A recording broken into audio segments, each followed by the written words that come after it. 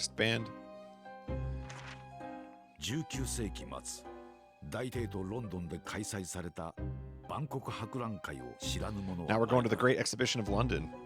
世界の文化、最新の科学技術がハイドパークの特設会場に集められた。来場者総数5000万人を超えた今世紀最後にして最大の祭典は、全世界の人々に強烈な印象を刻み込み、大成功のうちに終わったのだった。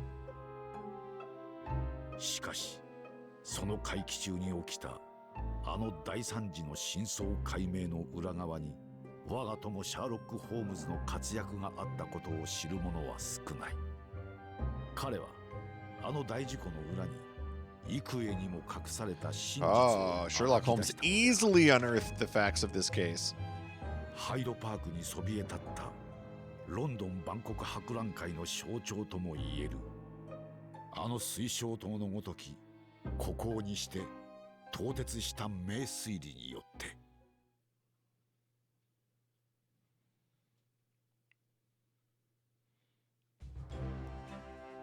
ロンドン万国博覧会、会場はあふれんばかりの人だかり。 Okay. This is what we're going with. All right. ロンドンには珍しい晴天のもと、驚異の科学実験が行われようとしています。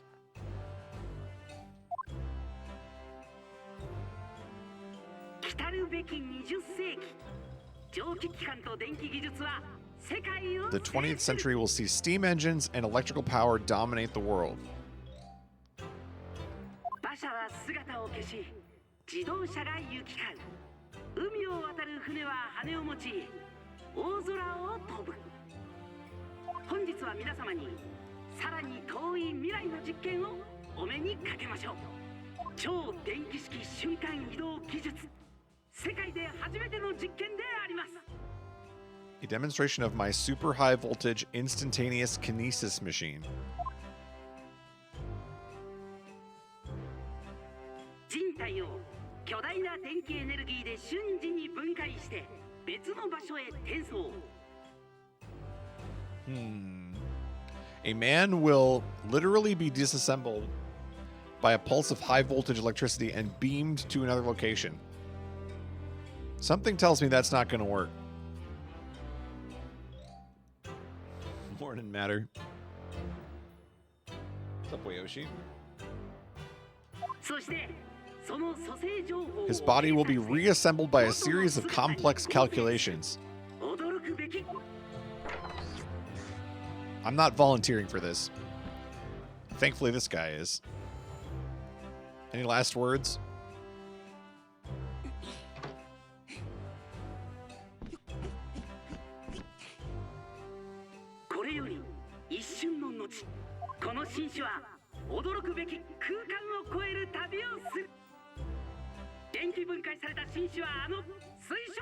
Arrive on the Crystal Tower?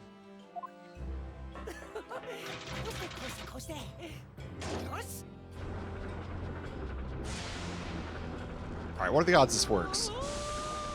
Who's on Team Trust?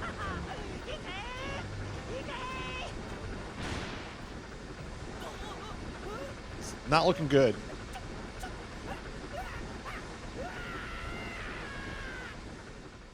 Alright, who's going to be dead? Oh, guess we won't know. Stay tuned. First, we're starting in Sholmes' suite.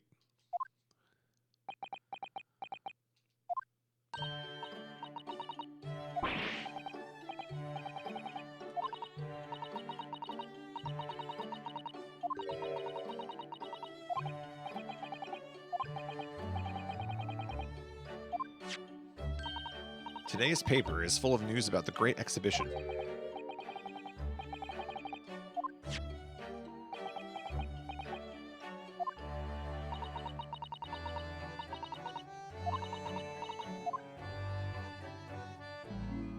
Ooh.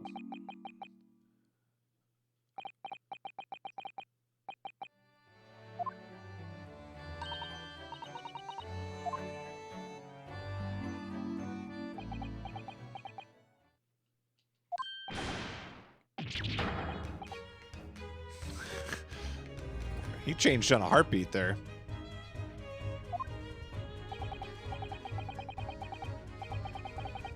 We had breakfast together.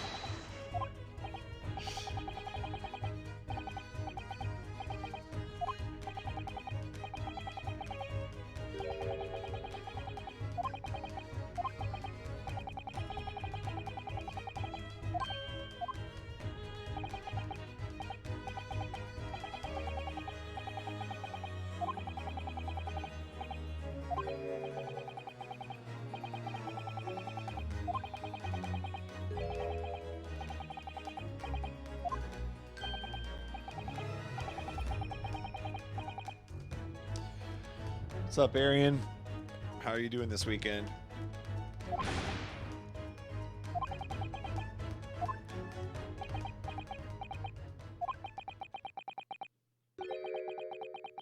It's been 6 months now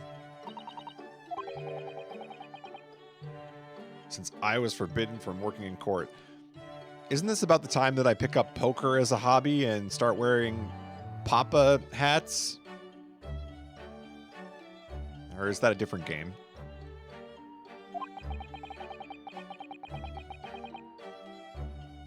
I've been wondering how much longer I'm going to be banned.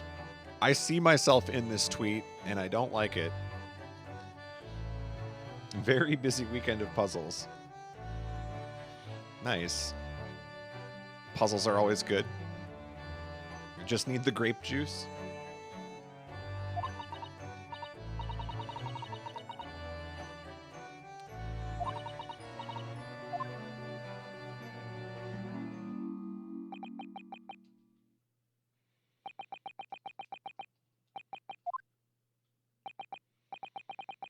Back to moping.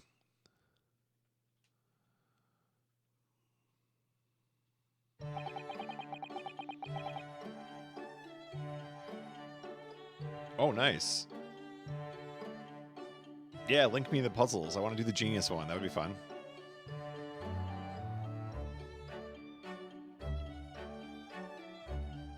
I haven't seen Vies de Mol, but if they have questions about the English seasons, I might have a chance.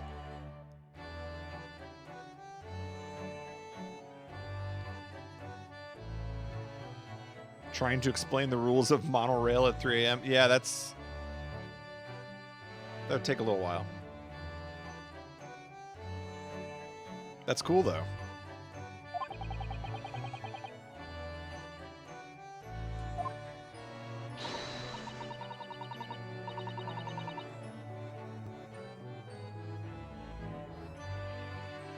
Arian, did you ever watch Society Game? I watched the first season, but I've been waiting for like several years to watch season 2. I have it, I just haven't watched it. Okay.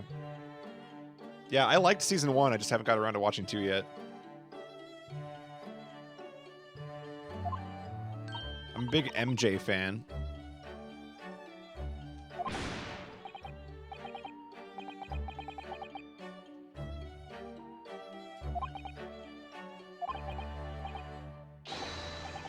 Because I'm a great detective.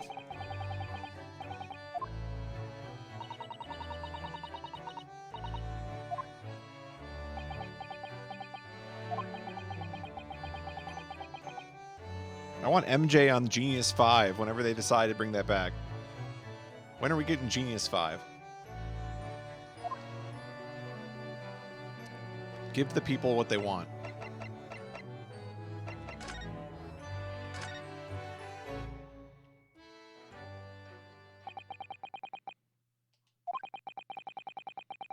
Half a year ago, I took on the defense of a young girl in a trial heard at the Old Bailey. What at first seemed like a simple case of murder that took place at a London pawnbrokery turned out to be part of a much more far-reaching plot that involved the British government.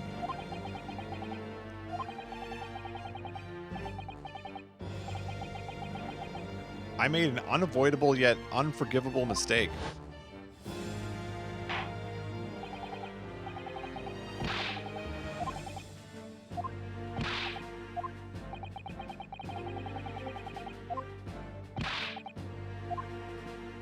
I forget what happened in that case that I screwed up.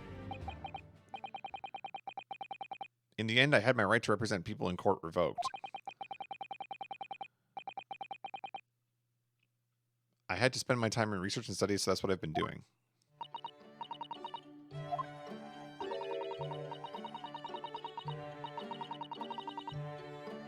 Oh, that's right. Okay. Crime scene tampering.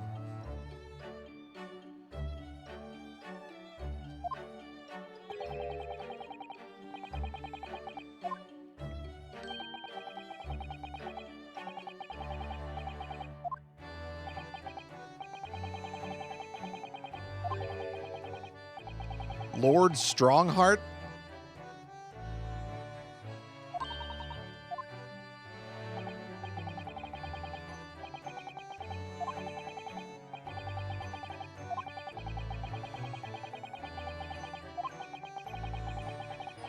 I came to Britain to become the best lawyer ever.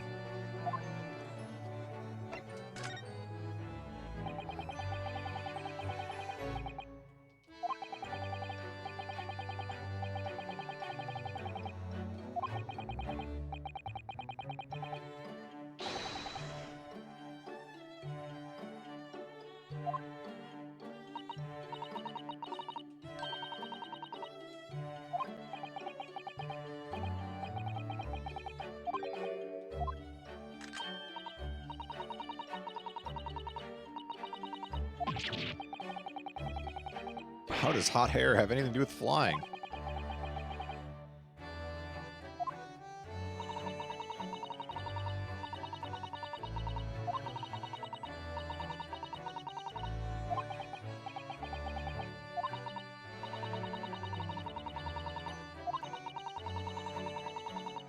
Something went wrong on the open experimentation stage yesterday. There was a huge explosion. I'd love to see how bad some of these scam experiments are. Okay, Iris. Iris is Team Chaos.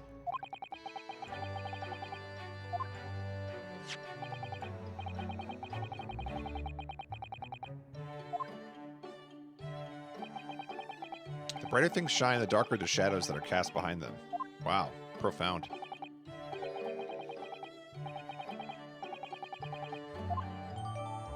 The Great Exhibition newspaper has been entered into the court record. All right.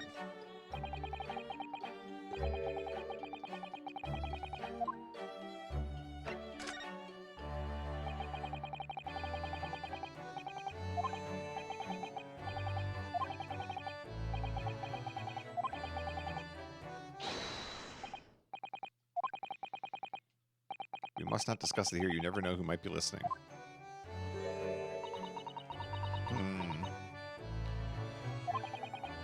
Holmes has been kind of sus since case 2.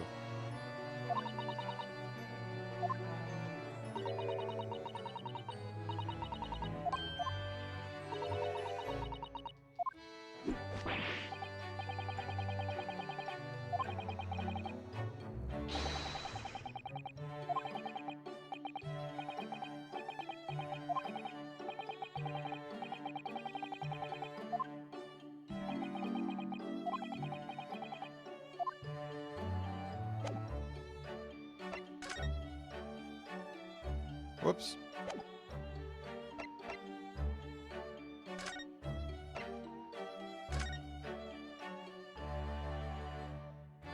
The Reaper attacked.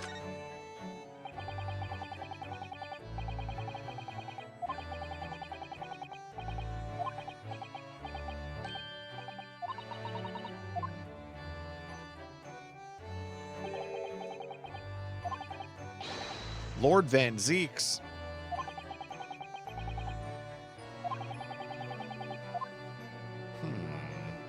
Does he know any more?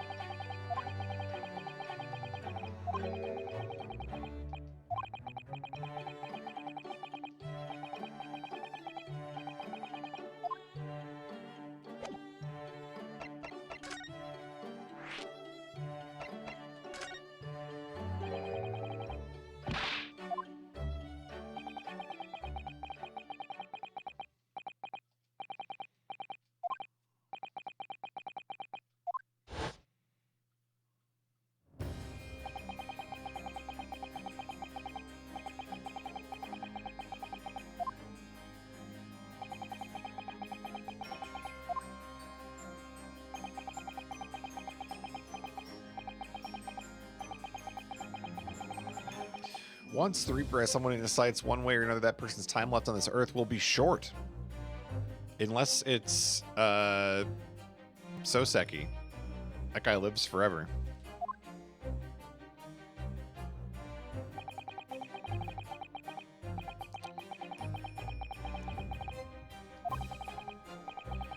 Falsifying evidence, paying sham witnesses, threatening jurors, bribing judges. Dark age of the law.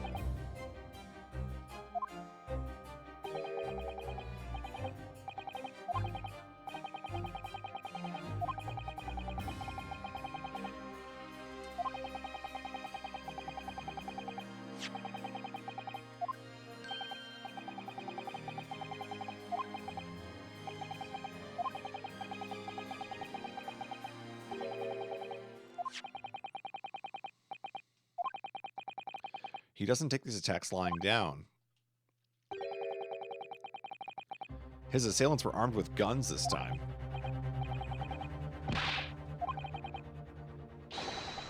How on earth would I know?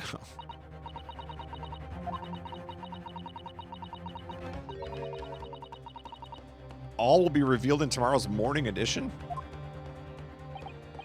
Wow, nice tabloid.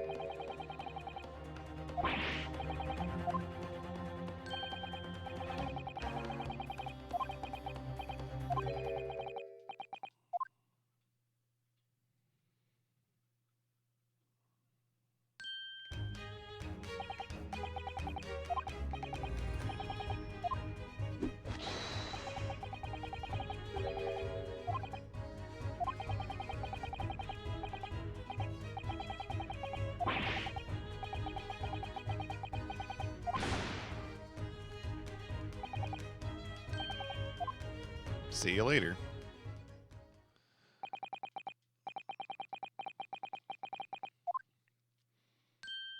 Nice outfit.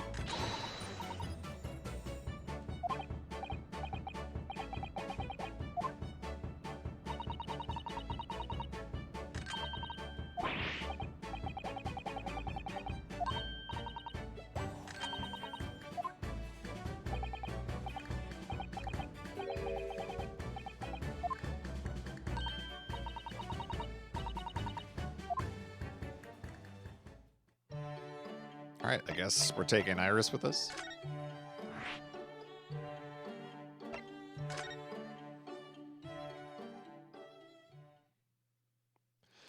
I can't believe they changed Heart Vortex's name. Unbelievable. How dare they ruin my continuity?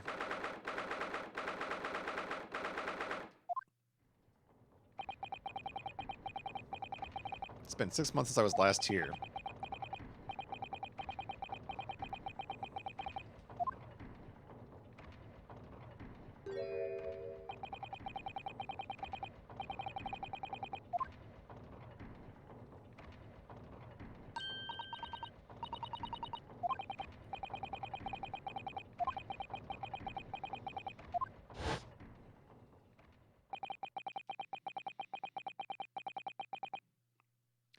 Suzato-san was given the news that she was to return to Japan.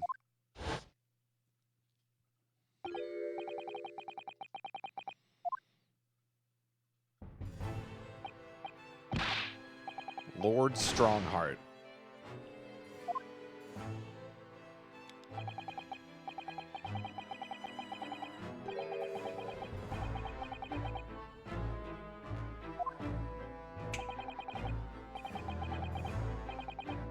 Four hours.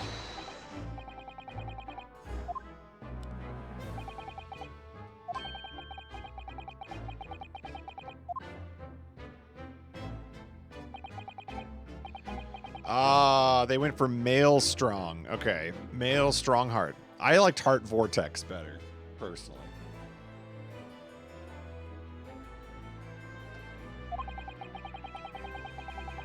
He's the man who allowed me to start practicing as a defense lawyer when I arrived in Britain.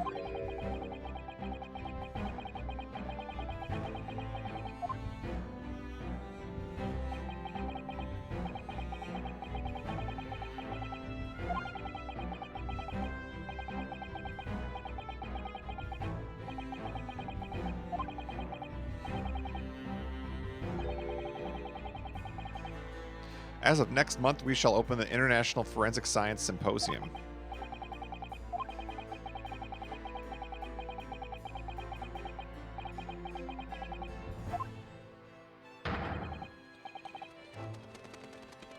Wow, he's very passionate about forensic science.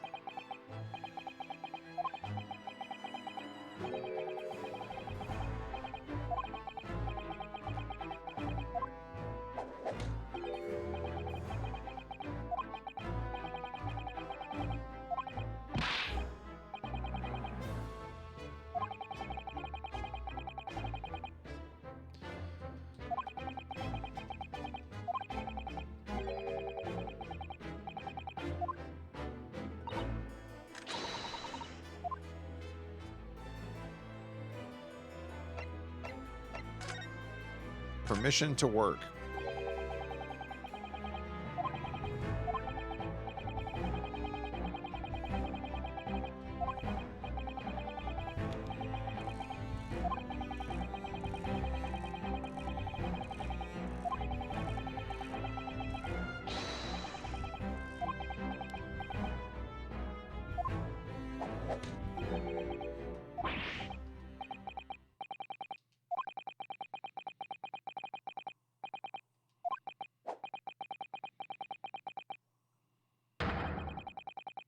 This was never your intended role.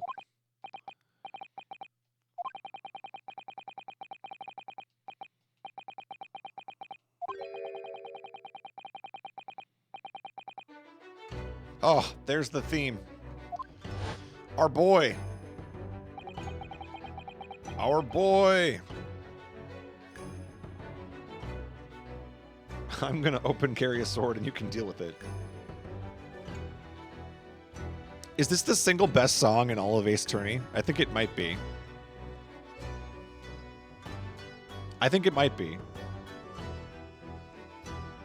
I challenge you to name a better song than this.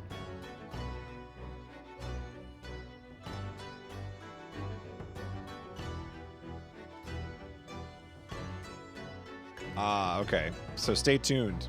You think there's a better one coming. Okay. This song's pretty dang good, though. If that tragic accident hadn't happened, I wouldn't be here in this office now.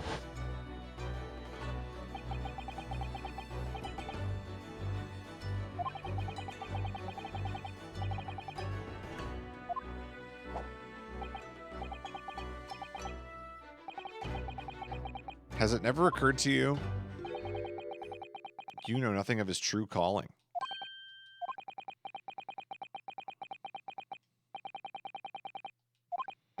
What do you suppose it really was?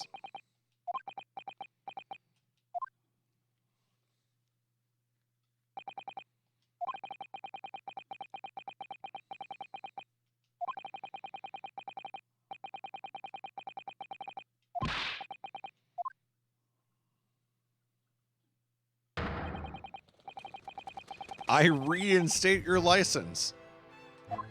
Wow. Strongheart is such a good guy, I guess.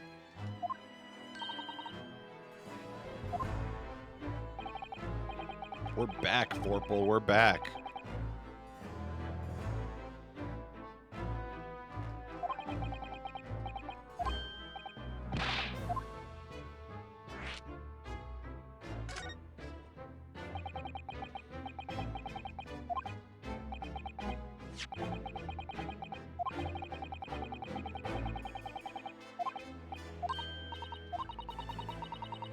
A professor from Germany tried to carry out a crazy experiment.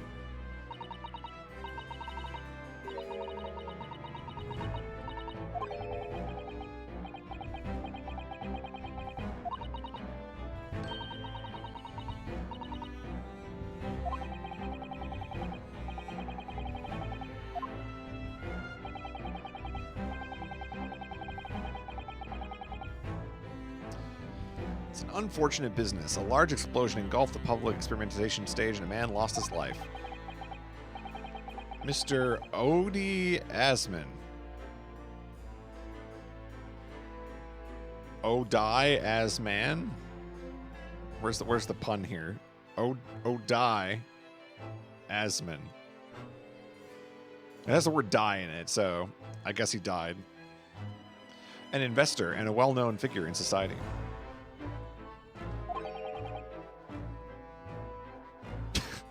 Or that, Arian. maybe both.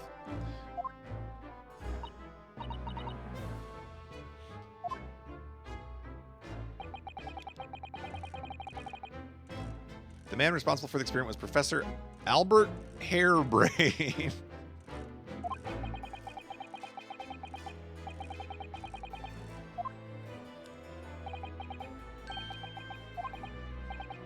He's accused of murder.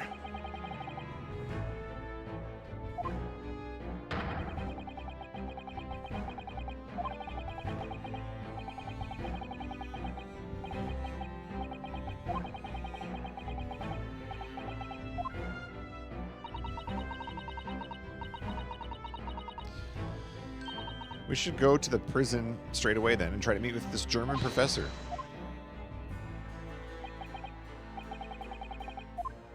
One more thing about the case. There's a connection with our mutual acquaintance, the Reaper.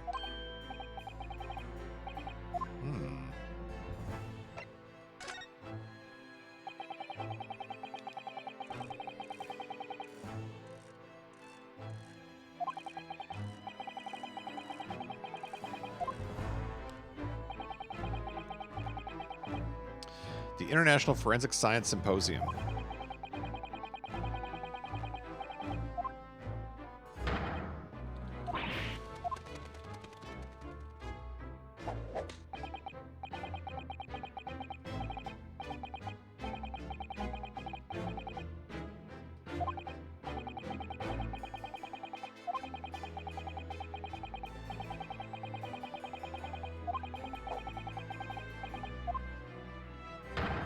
Exactly.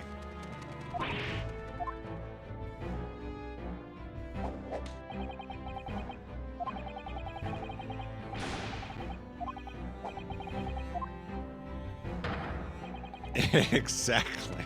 This guy's on a roll.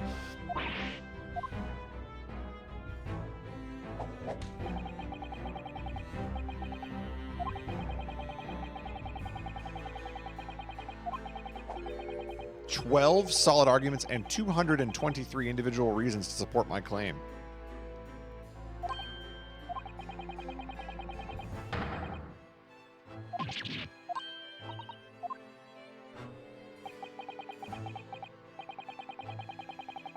Oh. We stole some ellipses from Nexomon. I just got obliterated with a 15-year history of Strongheart.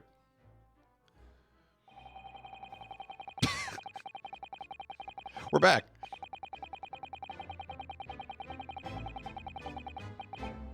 And that more or less sums up my feelings on the matter.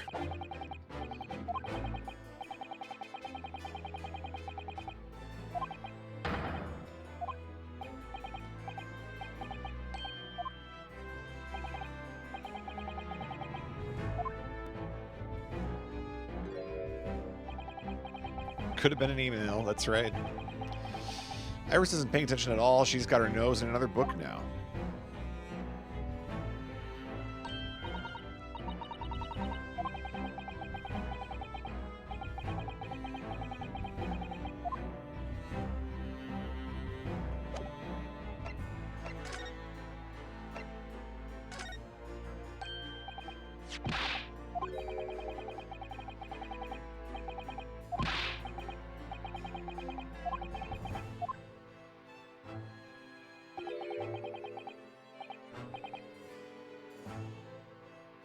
Oh, there's an advertisement on the bottom for Altamont Gas Company.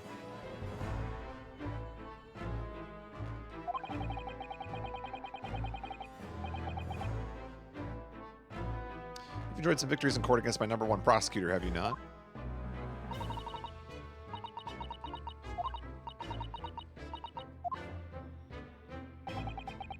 There's no need for concern. Lord Van Zeeks would not be so easily dispatched.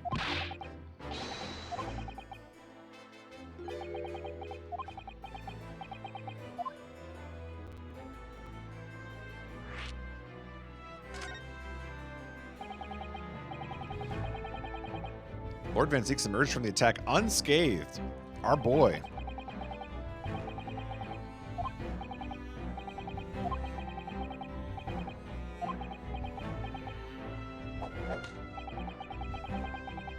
It's related to events that occurred a month ago. The leader of one of the capital's criminal organizations was indicted and prosecuted by Van Zeeks.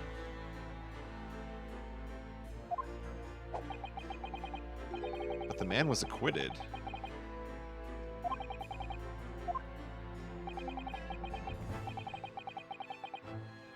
Ah, bribing the jury. The man in question met a dramatic end yesterday.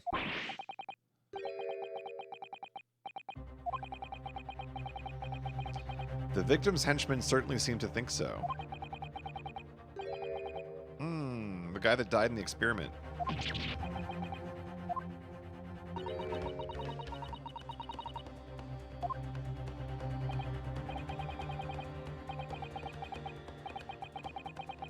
Is the head of a crime organization.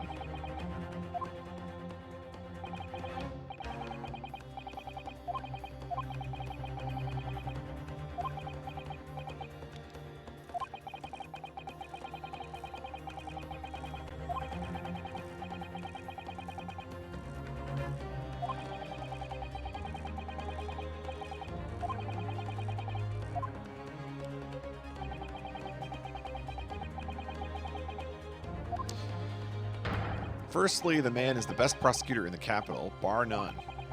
And secondly, he runs out of our chalice budget every year, which is something we like about him. Any deaths of criminals that have occurred outside the courtroom following his trials are nothing to do with him. I don't know about that.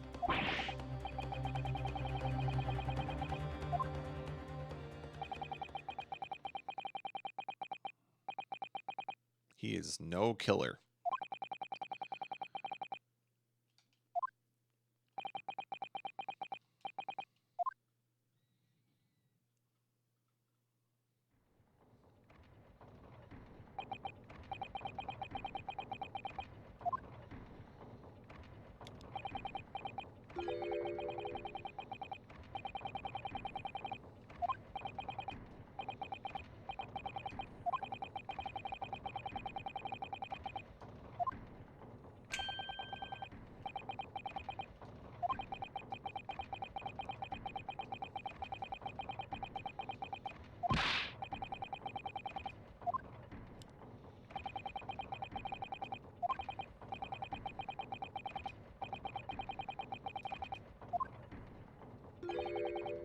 Away with you now.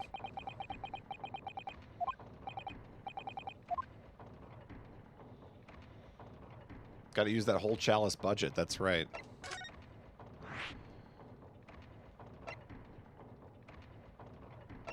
Now let's go to prison. Seems like we're here a lot. Finally, somebody other than Soseki in this cell.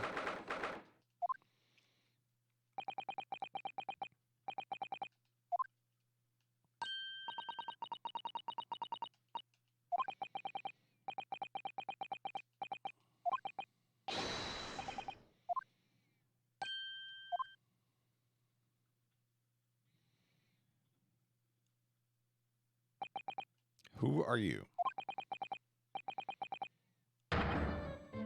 A lawyer.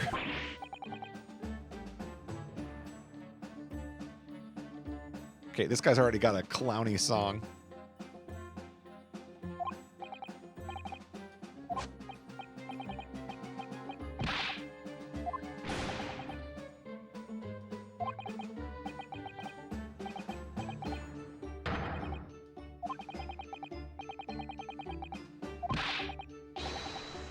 It was an out-and-out success by anyone's calculations.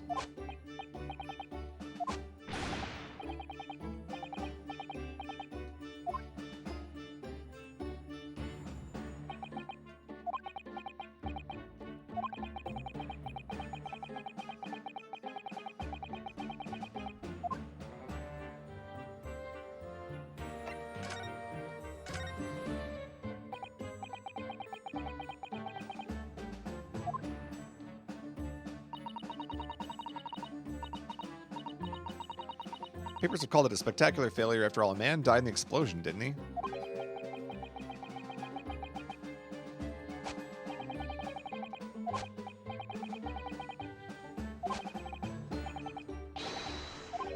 It was a failure, but it was a great success.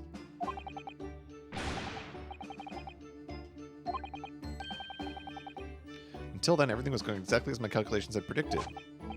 At that point, he should have been beamed to the Crystal Tower by kinesis. However, the machine exploded, and Asmund perished.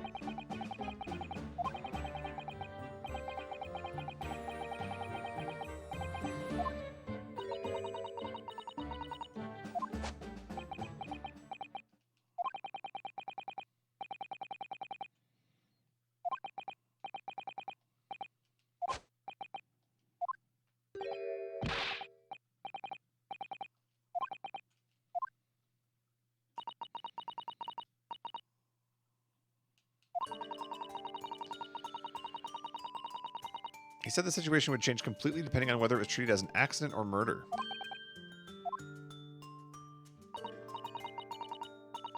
This is another one of my favorite songs in this game, by the way. I feel like the OST for Great Ace Attorney is just top tier. It's really good music. If it really was an accident, then the professor's machine would be kept in protective custody.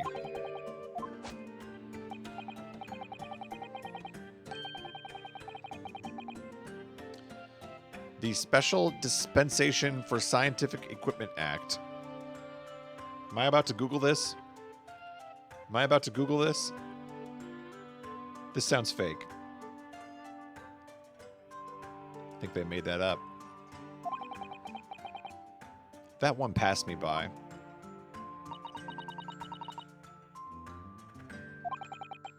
If the case is treated as murder, then they'll say my machine was the murder weapon and they'll be able to pour over it as much as they like.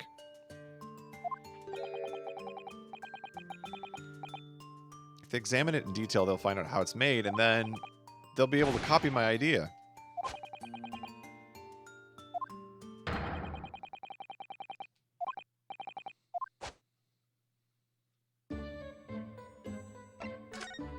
What's up, Mess? Did you have time to play Case 3 while I was working this week?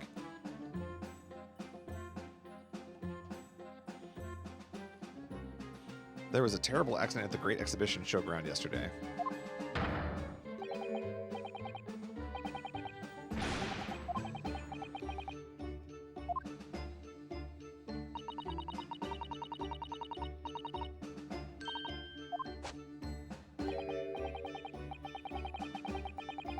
Humans, like all matter, are made up of particles that are held together by electrical bonds. So it must be possible, using a sufficiently high voltage, to break those bonds and beam the particles through space.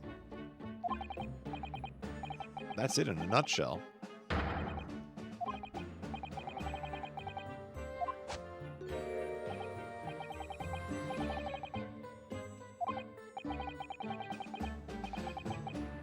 I feel like Hairbrain is modeled after the what do they call them? Do they call them science nerds? What were they called in Pokemon Red and Blue?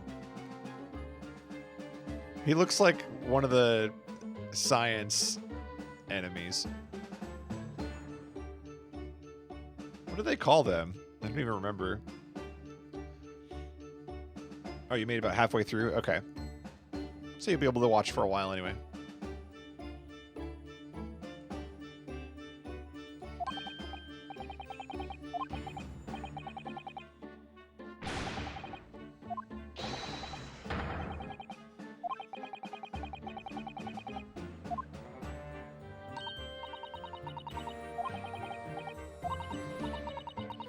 If you could travel anywhere in the world instantly, the planet wouldn't really seem vast anymore.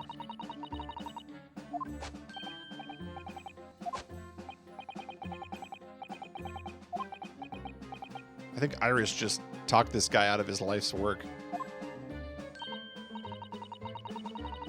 Bunny brain.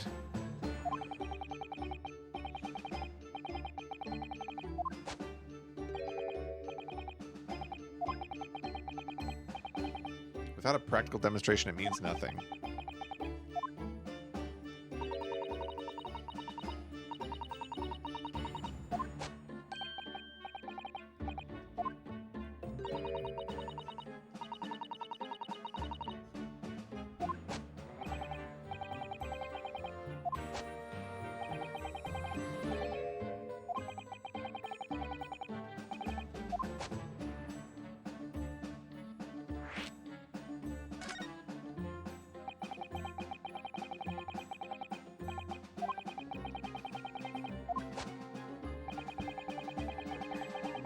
first visited me in my lab in Germany a year ago.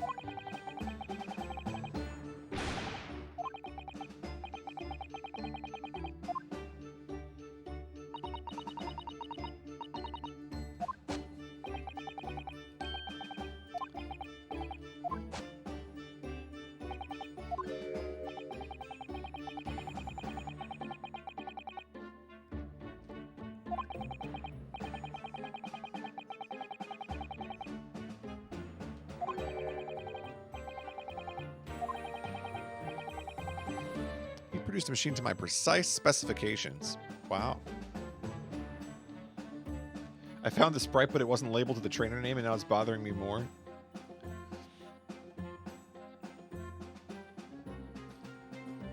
Yeah, like the science guy with the glasses. What was it called in red and blue? I don't remember. I thought it was like Science Nerd or something. Nerd? Maybe it was just Nerd.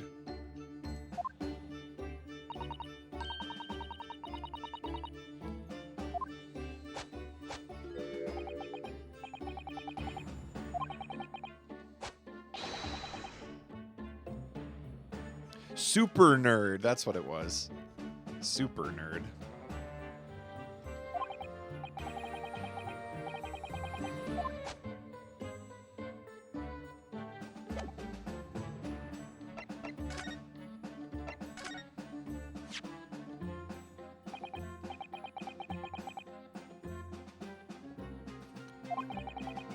You must feel awful. Oh, he damaged the crystal tower as well? That's not good.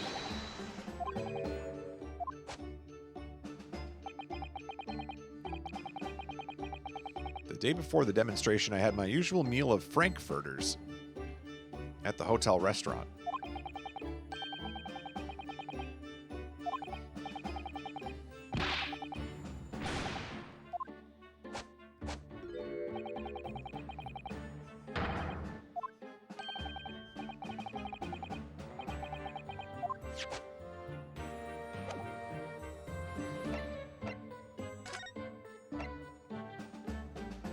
Wait, do I have to present my badge? Show him the armband.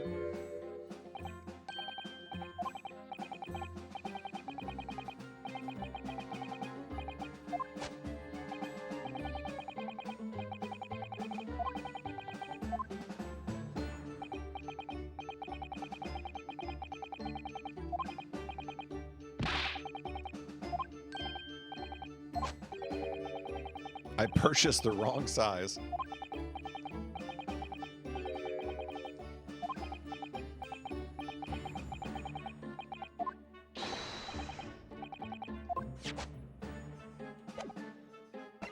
All right, let's go to the prosecutor's office. Look at this. What are the odds that in a future case, we'll be revisiting this office and snooping around? I have a feeling we might. For streamer Golden, this name is the most recent one of these. Ken. What's a hoe? No. Whoa. Whoa. Whoa. Whoa. Hey, Cass, thanks for the 11 months of Twitch subscription with Prime. A Prime gaming sub. Much appreciated.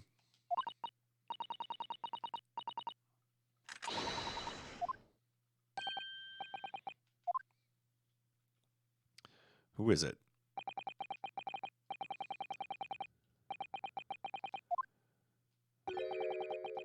What are you doing here? Oh, he looks pissed. Get out of my office. He's as unwelcoming as I thought he'd be.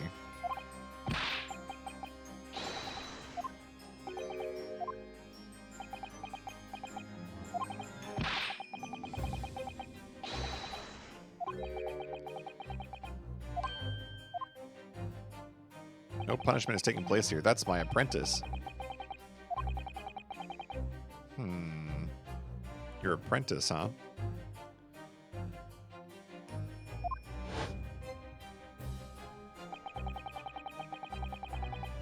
The same person who was pictured in the newspaper.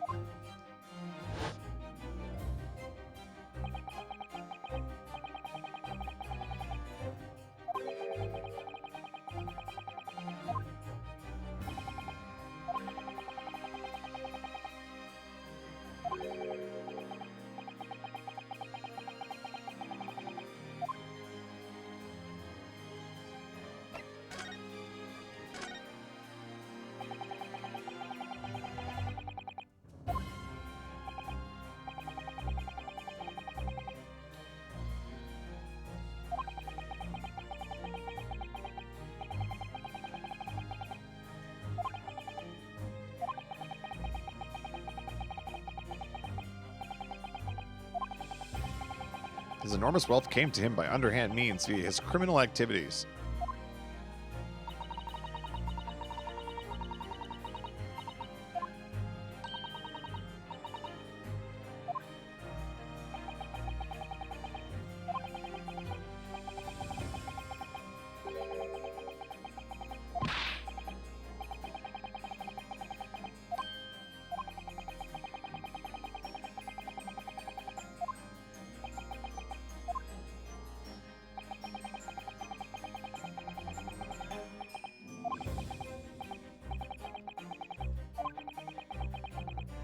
If this man really is the fabled Reaper, then he has to be innocent of this particular death at least.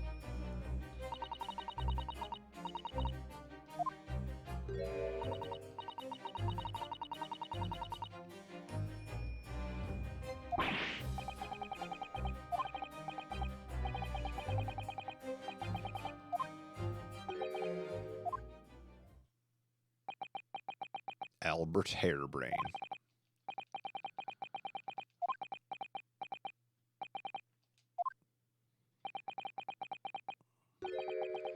We were at university together?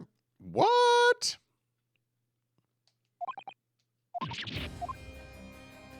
Small world.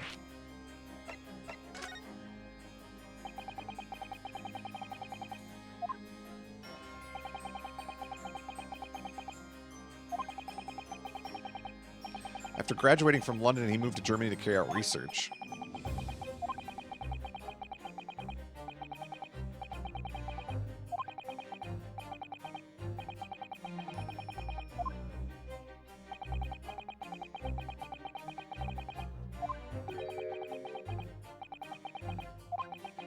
He seems very mad.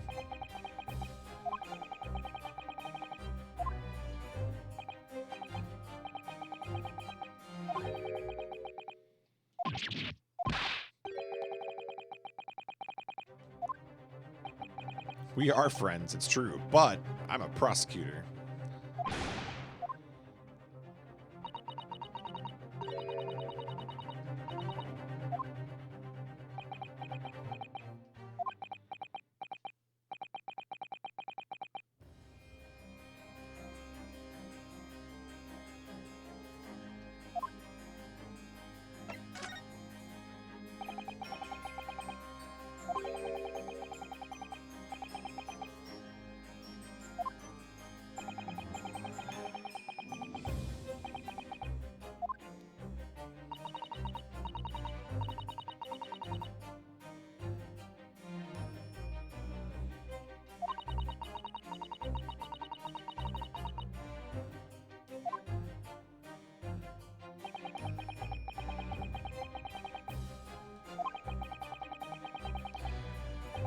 People who, without question, deserve to be found guilty. The world's a better place without them.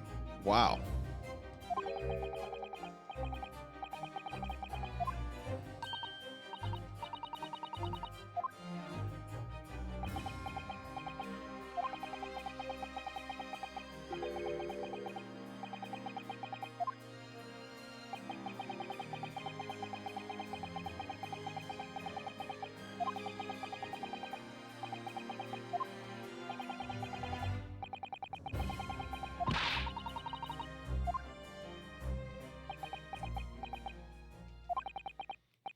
The fact is, since people started to call me the Reaper of the Bailey, the number of serious crimes in the capital has dropped substantially.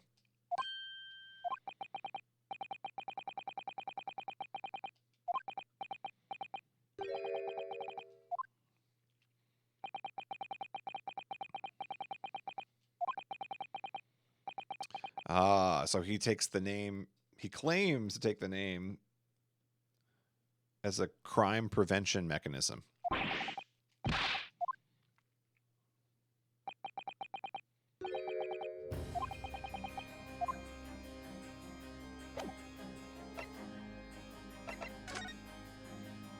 Who is your contemporary, though?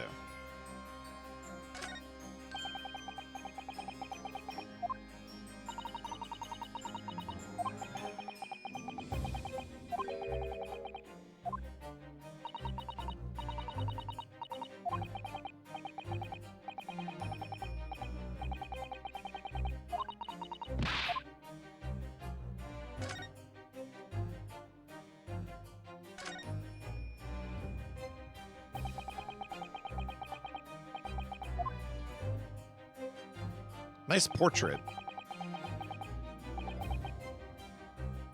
It's a very majestic outfit in pose, but sadly, whoever painted it didn't do a very good job of capturing Van Zeek's facial features.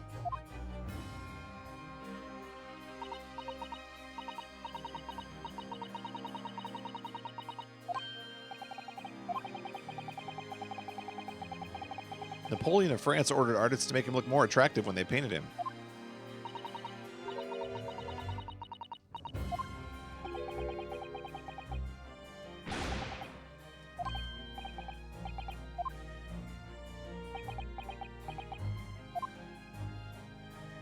He didn't say who it was.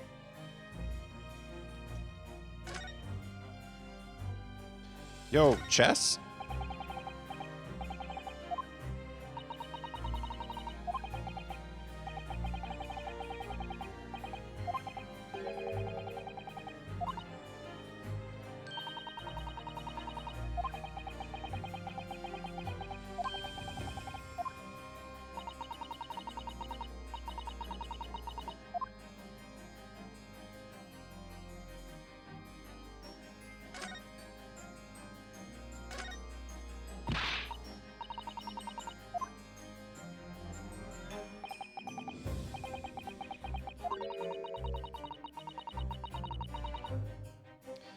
I feel like if you were plotting something at the Great Exhibition, a great way to plot it would be to have a scale model of the Great Exhibition.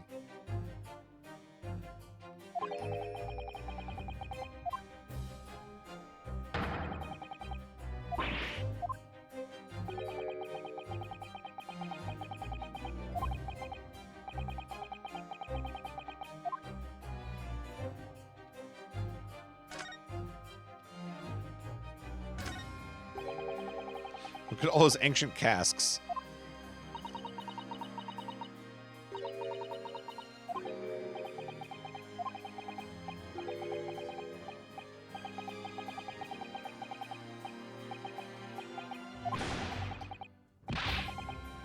This is my collection of fine vintages.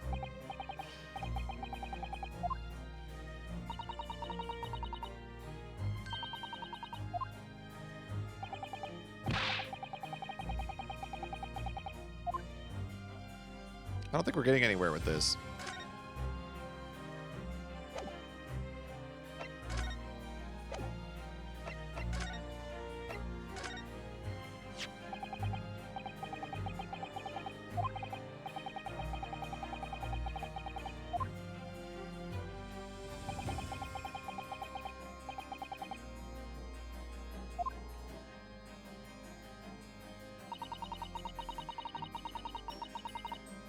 It was taken after the people who had attacked you had run away, though.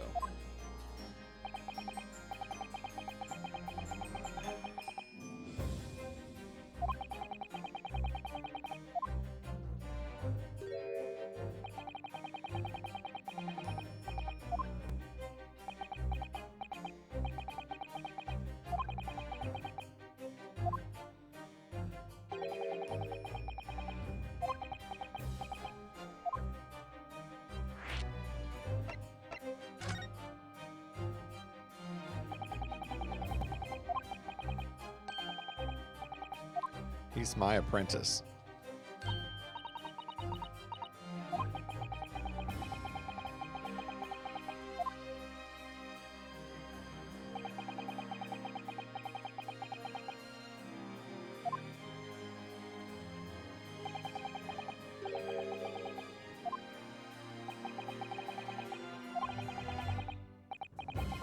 Nobody knows the man's face or his identity? I have a guess. I have a guess.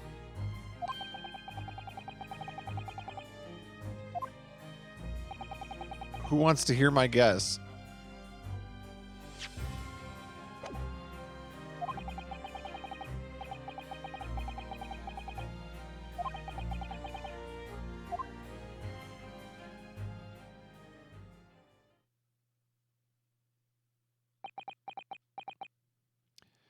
All right. I'm guessing that the man behind the mask is Herlock Sholmes.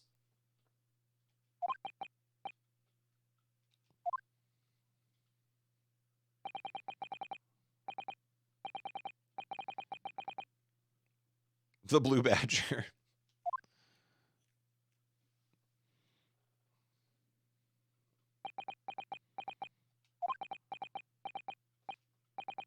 Nice to meet you. Got a few ellipses in the chat there.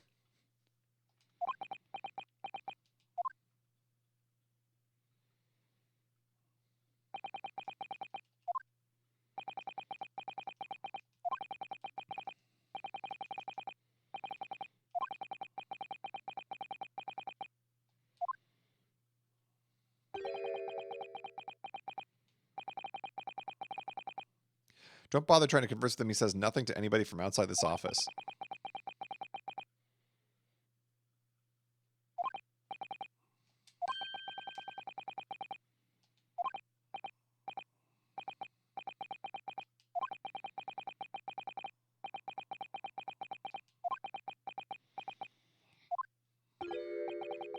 It couldn't be.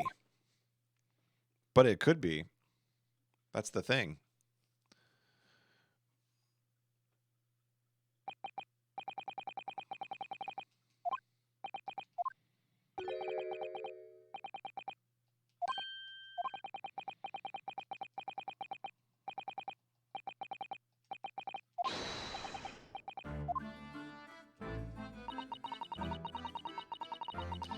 I'm sure he'd be very pleased to find out you identified him from that list, Bruno.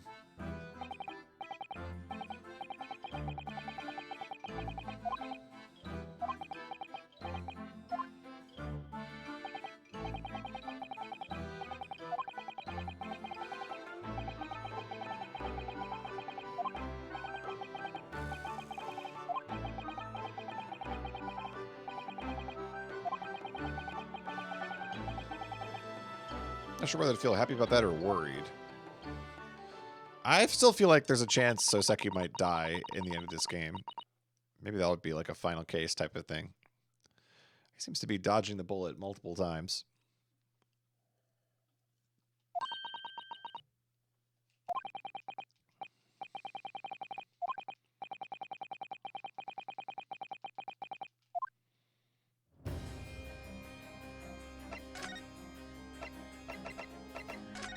Back to prison.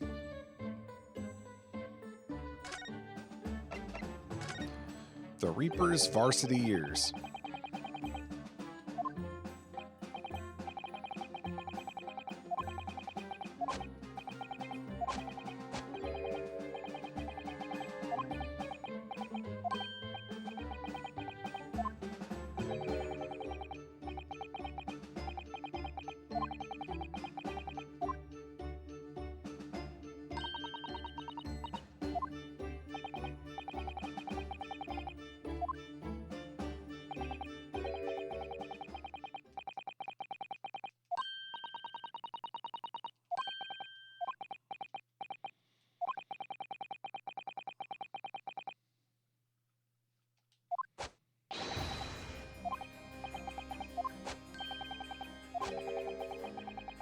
There was a very big event in his life that completely changed him after graduation. Oh my.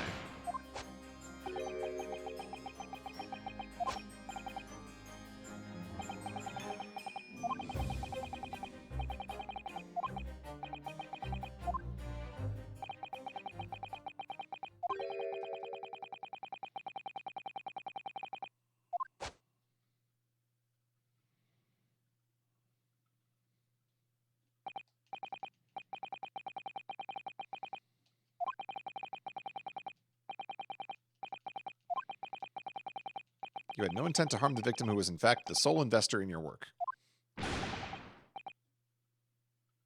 As correct as 2 squared is 4.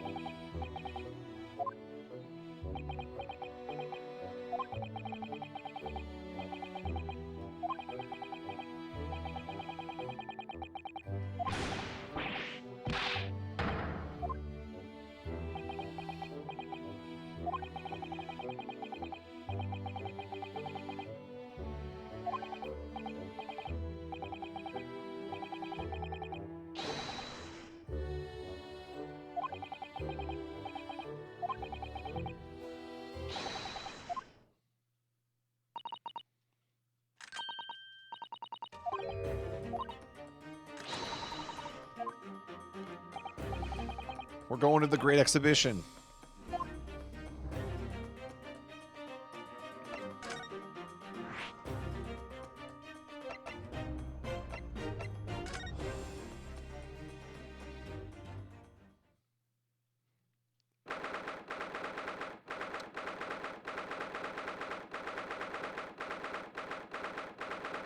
Foot of the Crystal Tower. This looks fancy.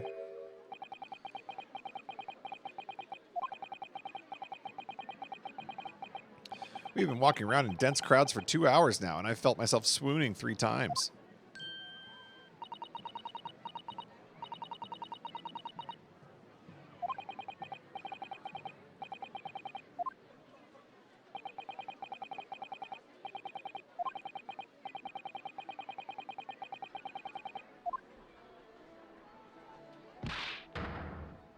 Wow.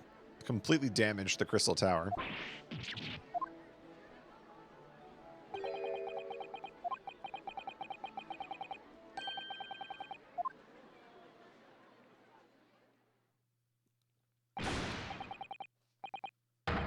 Oh, look who it is.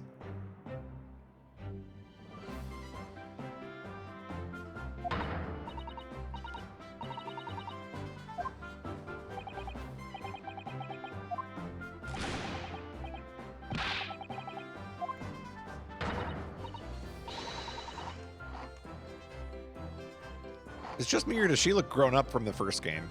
She looks more mature. We didn't have a lot of time pass between the first game and second game.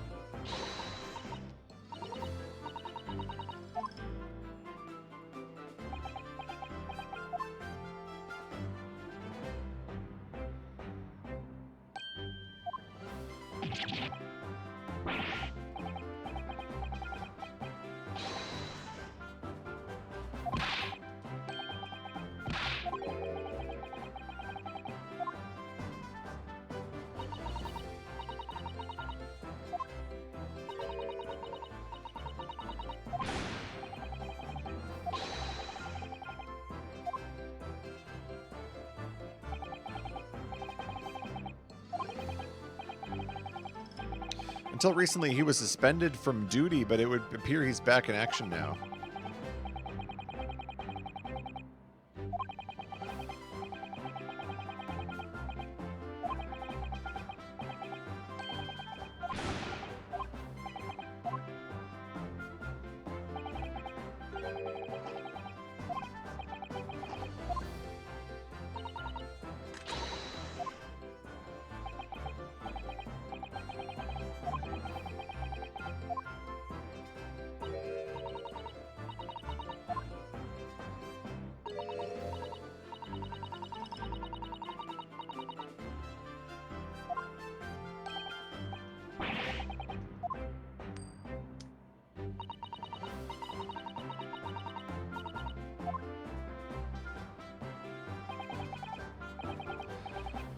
Gina Lestrade.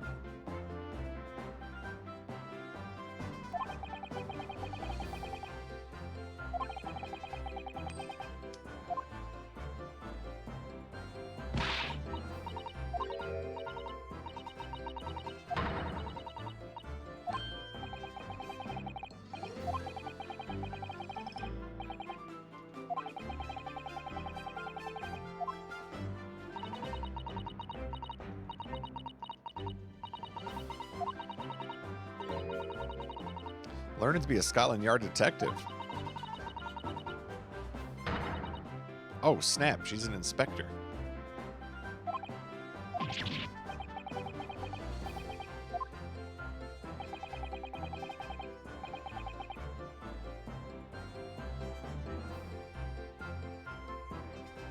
You know, I was just thinking about that. I don't remember if she had that much of an accent in the fan translation or not. I feel like she did, but it's been so long I don't really remember.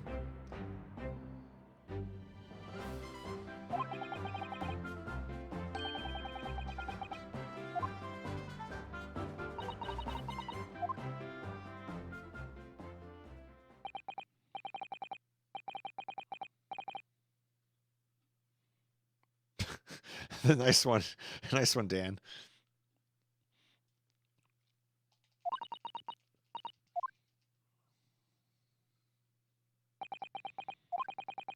This raises a lot of questions.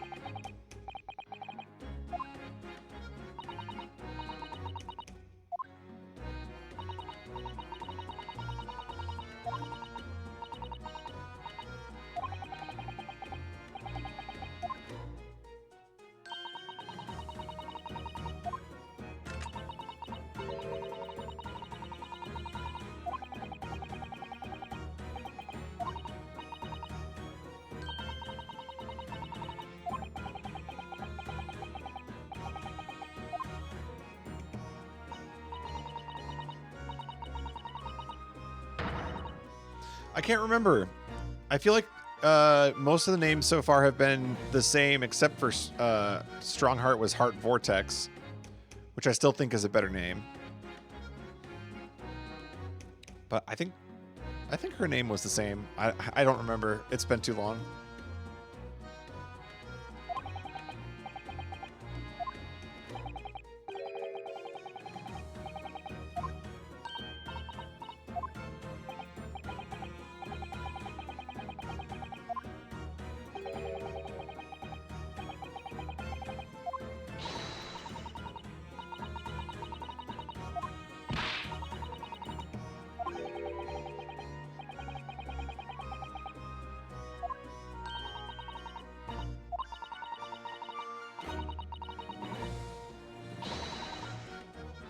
The Reaper's kind of like, I'm upstairs. So he knows what I'm like on the inside, that I ain't really done nothing wrong.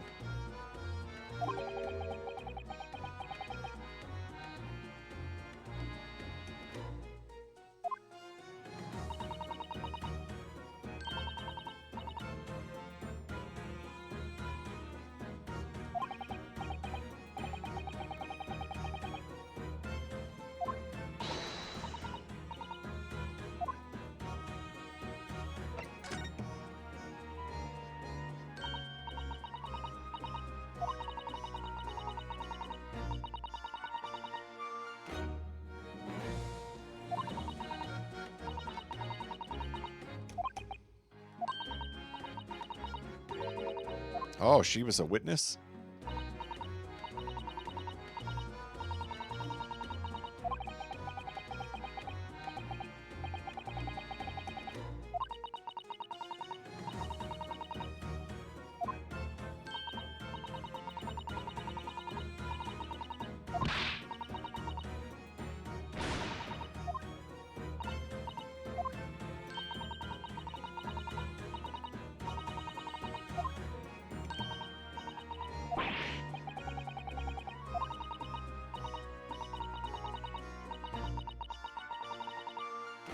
If the machine exploded so spectacularly, how can Professor Bunnybrain still be claiming that his experiment was a success?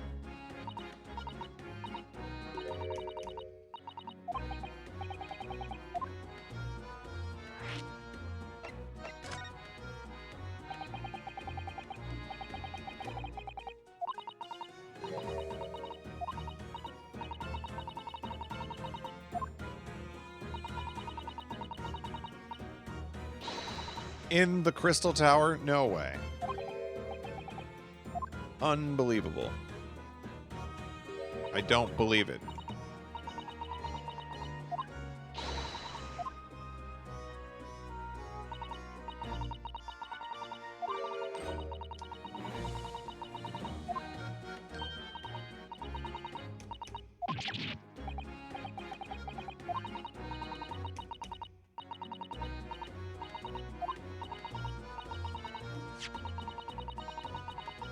Plan of the experiment they drew up at the yard.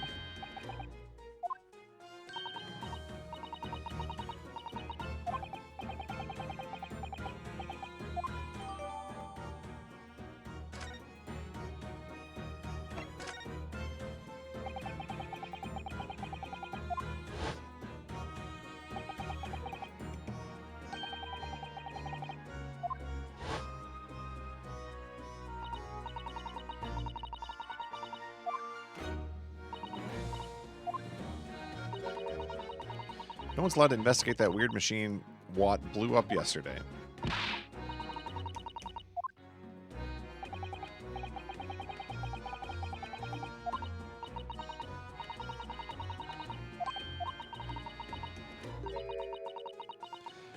The forensic investigation team.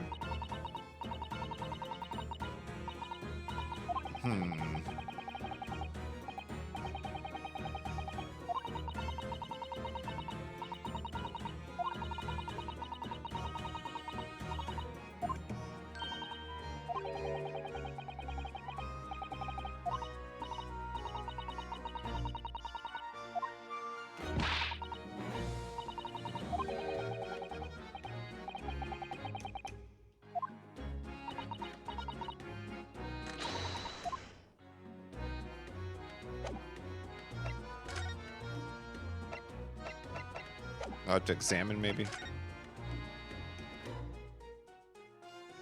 What do we got here?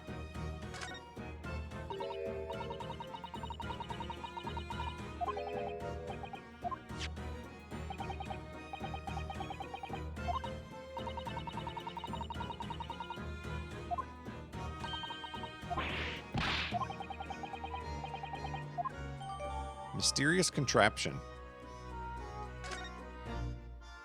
I'll just take this from the crime scene. No big deal.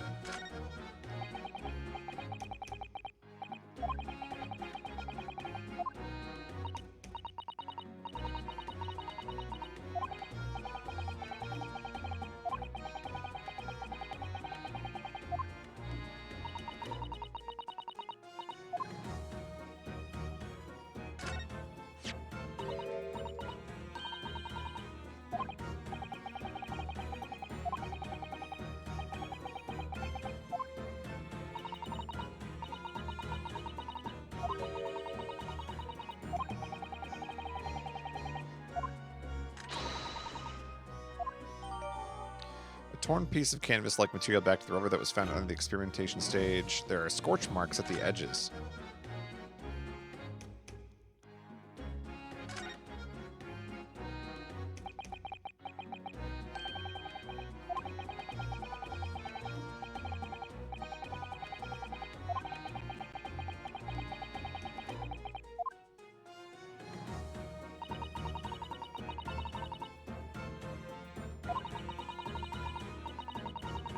Wait, what year was the Tokyo Tower?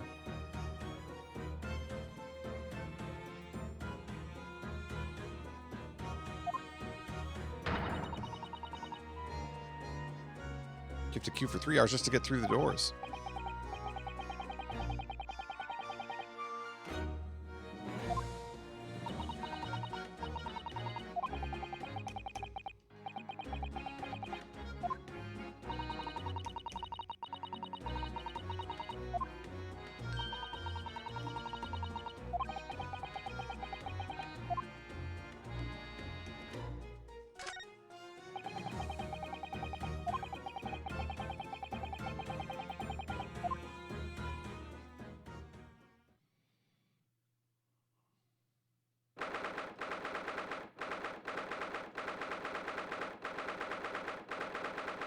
Tokyo Tower was built in 1958. Okay. I figured it was probably after.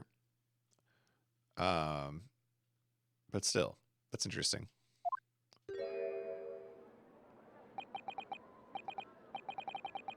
The machine that blew up.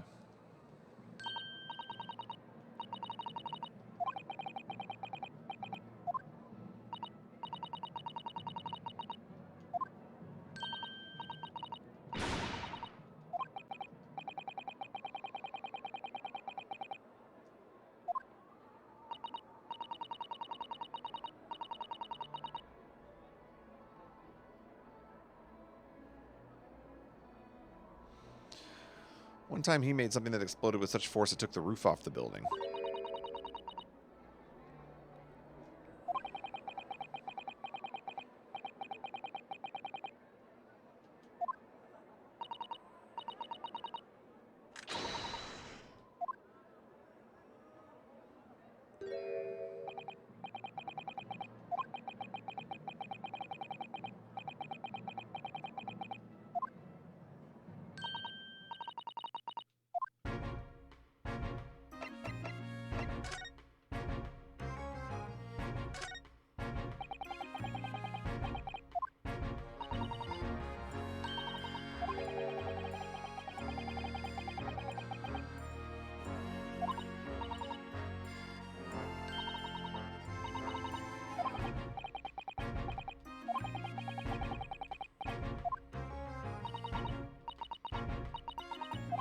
I'm just a child. How should I know?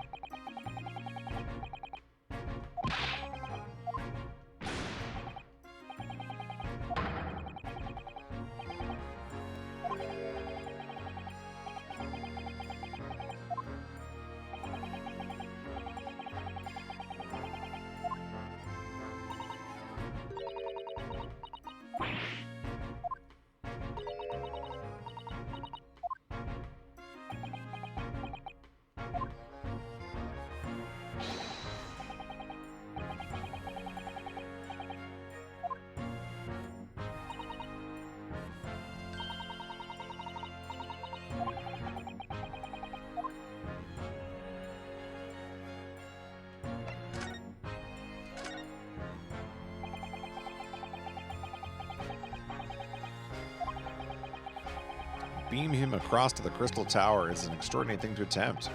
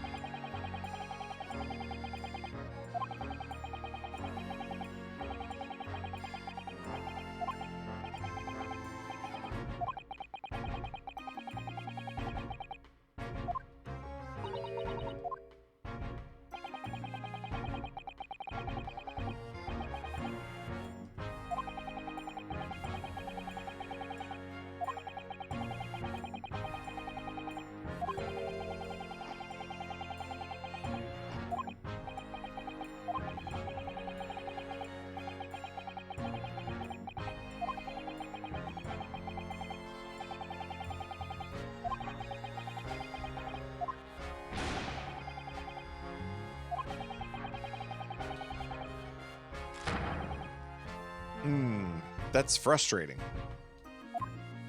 The government is getting in the way of our investigation.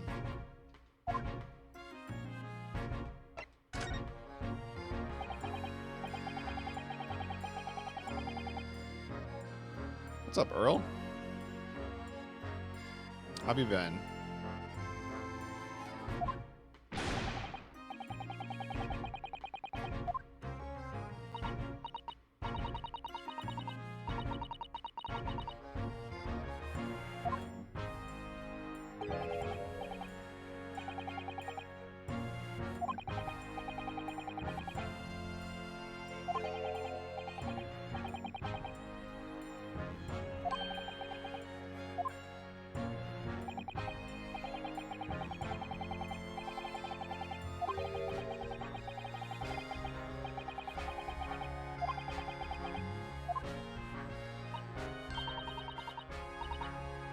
I love how absurd some of the inventions here are. It's all so fun.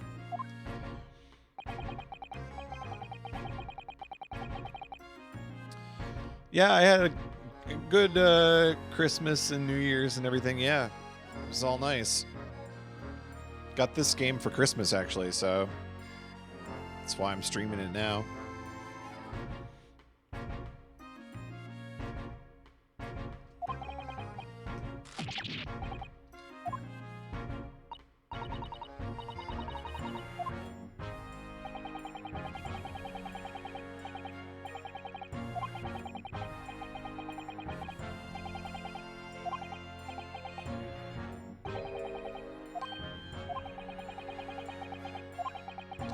If any theory or invention is deemed to show potential, the government hands out a research grant.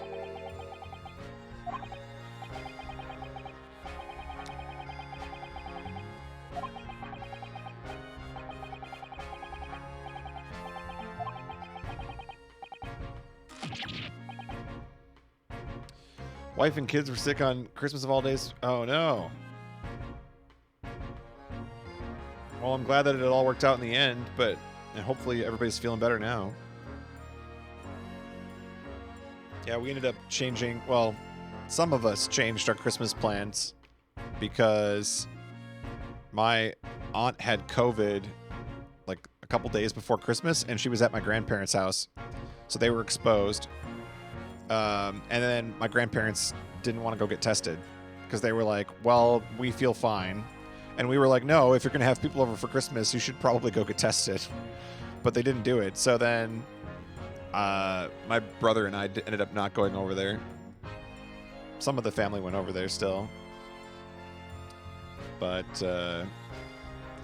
we ended up just doing like a local family Christmas, like our immediate family.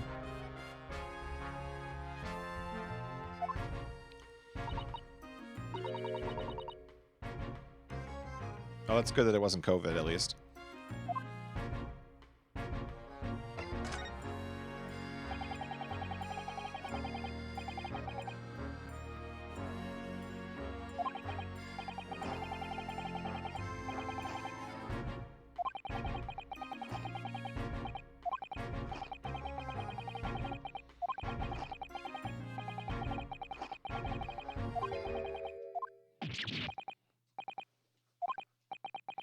If Van Zeeks mans the prosecution, then as the accused, the professor's fate is sealed.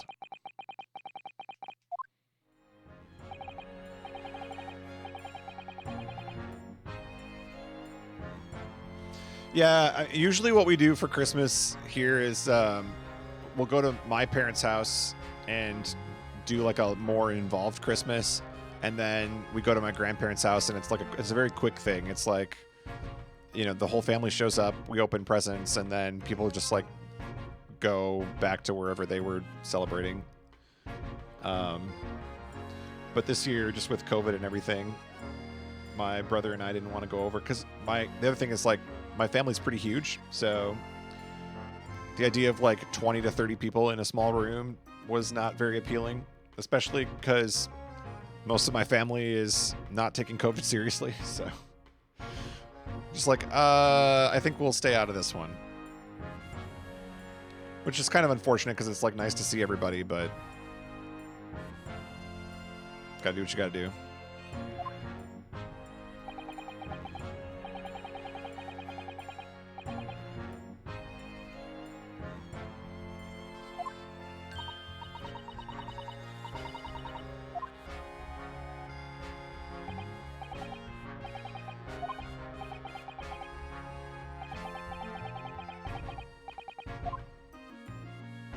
The Mystery of the Reaper.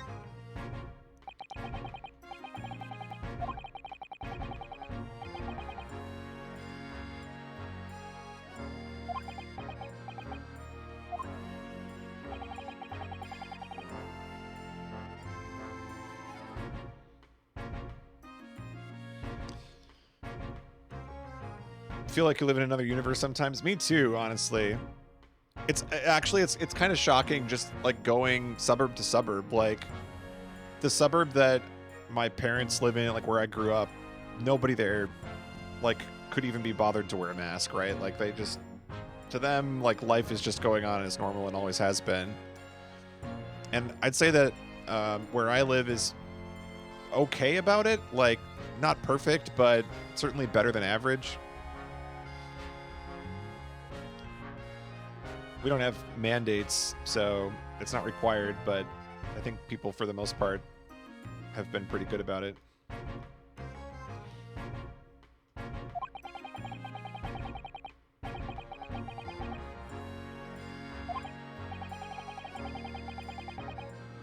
Where you are, you still have an indoor mask mandate? Yeah, St. Paul and Minneapolis just reinstated one because the cases have been going crazy here lately.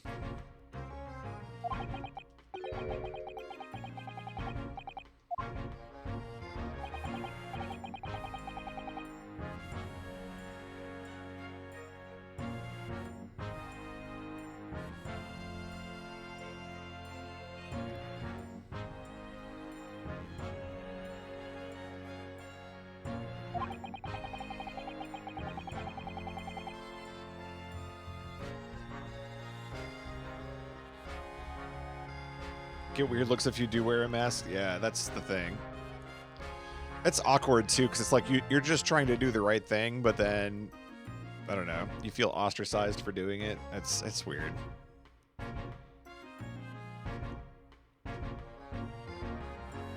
Yeah, Vorpal, that sucks. I've been doing not grocery delivery. I did grocery delivery for a while when the pandemic started, and then they hiked the prices on it really badly. So I've been doing pickup, which is nice because you just order everything online, and then you know you park at the front of the store, and they walk out and give you the groceries anyway. So it's convenient.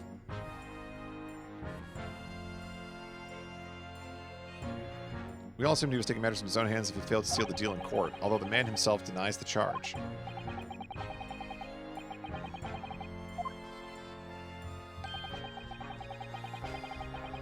Lord Van Dix is in no way related to the deaths of the courtroom.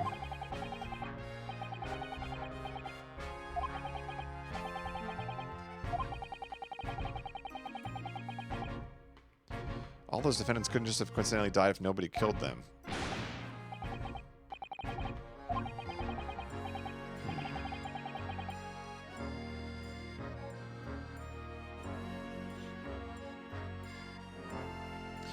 Yeah, that's the thing, Earl. Like, I don't know.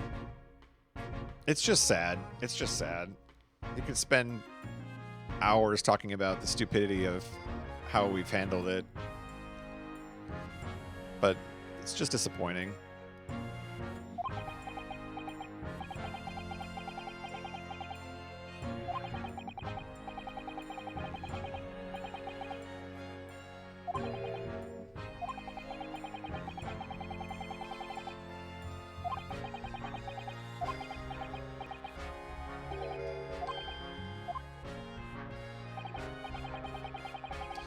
Got my hands full watching over this frustrating crime scene. Why don't you go and make a nuisance of yourself? No, it's all good, Earl. Like, it's hard not to talk about it, right? Like, I'm totally comfortable talking about COVID. I have a best friend who is kind of in a dark place with it, unfortunately, but I can see where he's coming from. Like, he's the kind of person where, like, he is at the point where he doesn't really trust anybody. Like, he thinks he's just gonna get COVID if he goes out, and like, he's vaccinated and boosted and everything, but it's really shut him down. And I think to some extent COVID shut me down a little bit. Like, I've definitely not gone out and done nearly as many things as I used to, so it kind of sucks. But I think not to that same extent. Like, watching him kind of shut down has been tough, but I don't know. I feel comfortable talking about it, not bringing the mood down. I think it's just the reality of, you know, where we're at in the world right now. Let's see. Can I examine this still?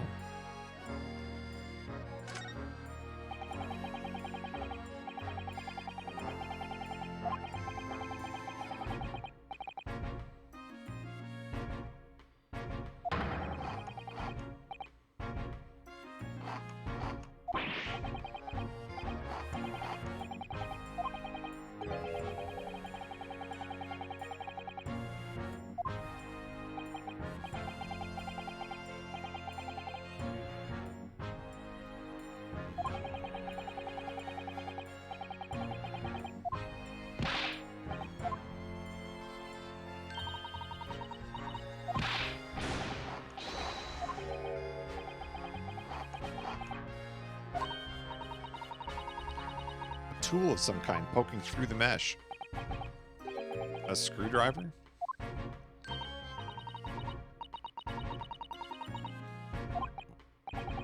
Capital letter A.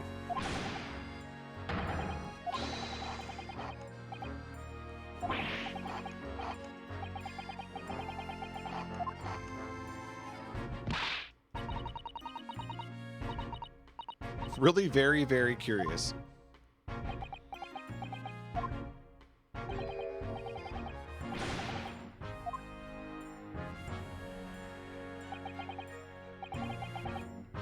Oh, you're getting the snow too? Yeah, we had the snow on Friday. Got snowed in.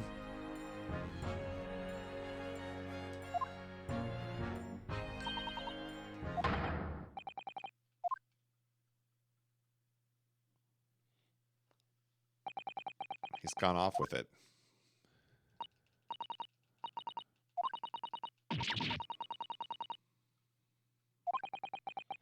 Oh, she's going to write about his mistake now. Let's see, is there anything else worth investigating here?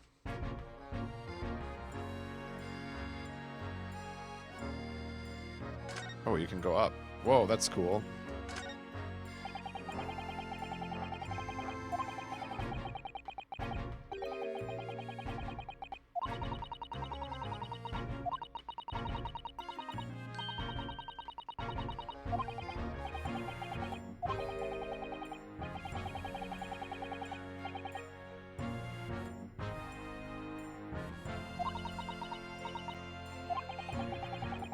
Nothing ever goes according to plan. Hot air balloon. Anybody in the chat ever ridden a hot air balloon? Because I've wanted to. I've gone skydiving before, but there aren't a lot of places around here where you could go hot air ballooning if you wanted to.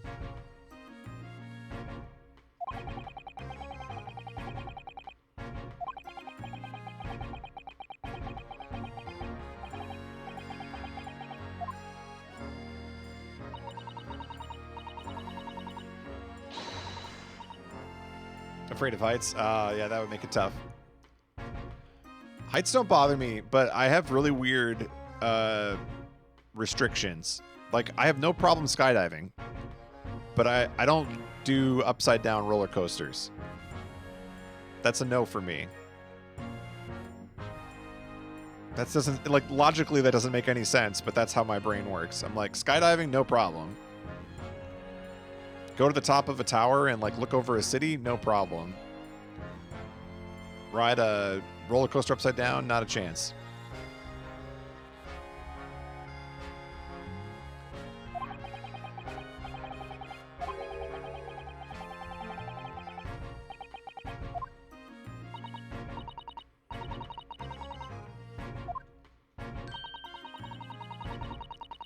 It's physically impossible for a flying balloon to plummet to the ground as long as it doesn't explode.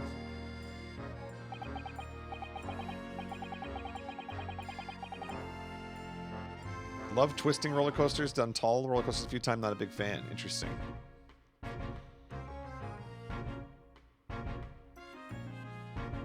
I don't tend to love roller coasters anyway because, I don't know if it's just because I'm tall, but it feels like I get whiplash on a lot of the roller coasters. Like, I usually get off of a roller coaster and I feel like I have neck or back pain.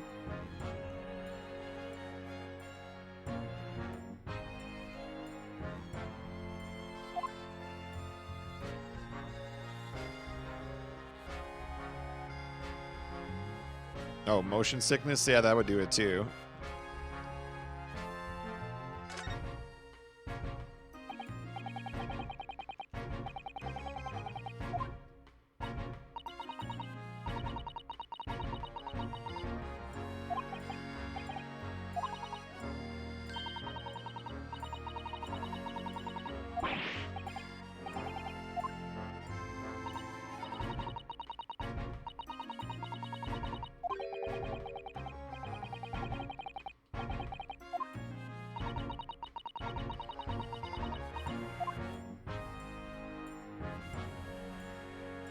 Did we find everything here?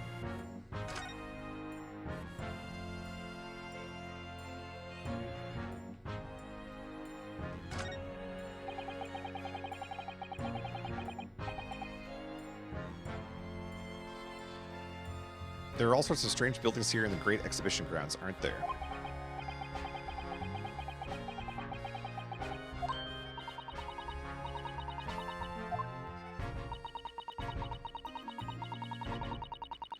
I'd present a particularly steely samurai with a present of one of Hurley's stories I'd written.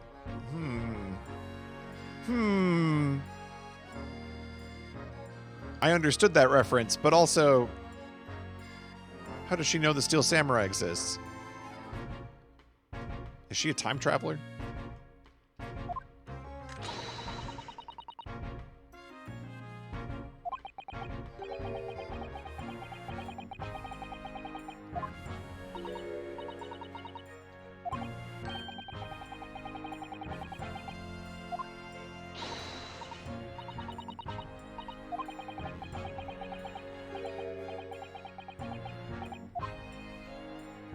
Shoutouts to Ouchie.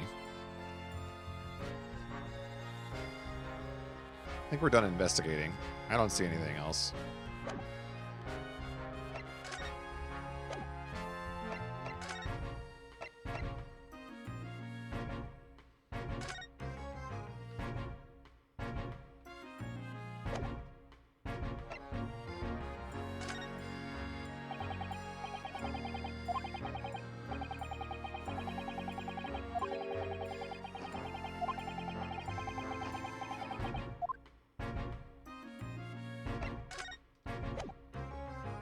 How should we examine this?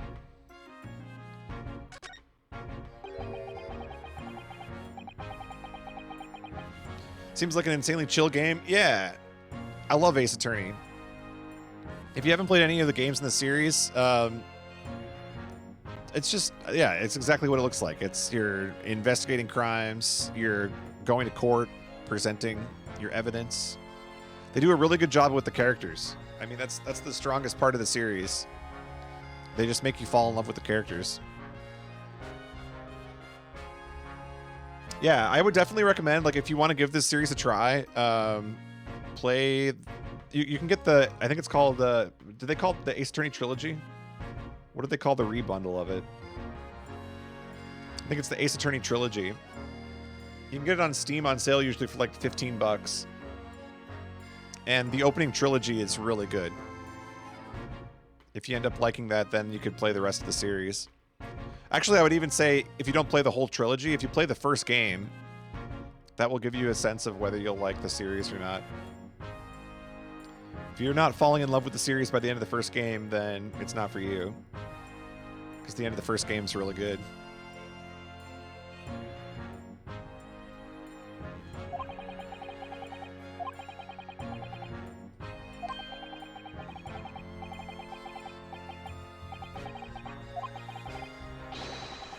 The charring must have occurred when the person was struck by lightning.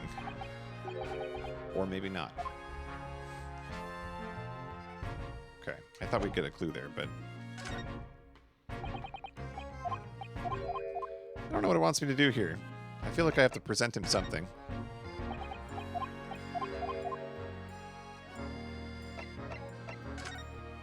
There we go.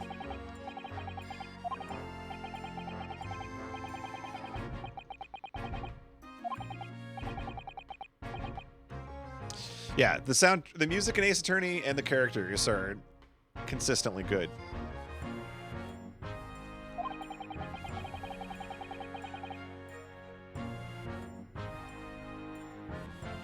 Yeah, not only does Video Games Live cover it, there's actually been in Japan Ace Attorney specific concerts. Like if you go on YouTube and look up the Ace Attorney concert, the video is like 2 hours long. And they do music from the whole series. It's really good.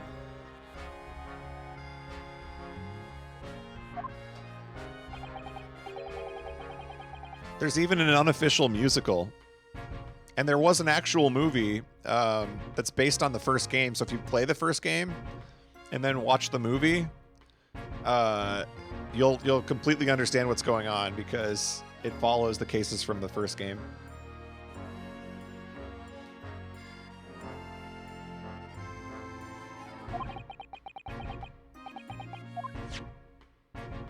Okay, we got nothing from this guy. I think we gotta get out of here.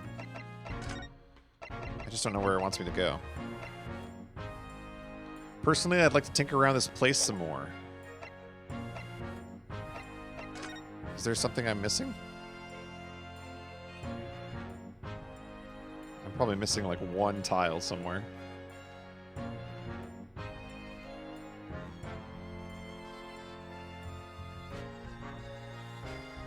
What am I missing?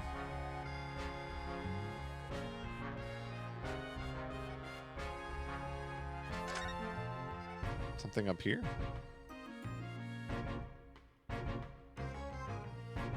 Oh, we already looked at all that. I'm gonna try moving and see if it does something.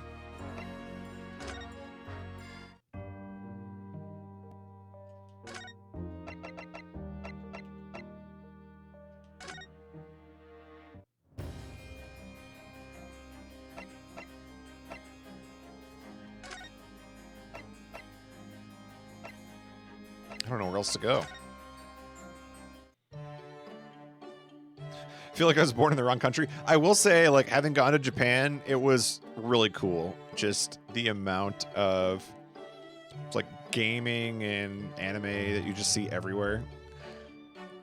When we were there, actually, Ace Attorney 6 was just coming out, and and I think the anime was coming out around the same time, too. And at one of the train stations we were stopped at, just this massive banner for Ace Attorney. It was really cool. Maybe we are supposed to still be at that crime scene. I don't know what else to do. Ah, here we go. Okay.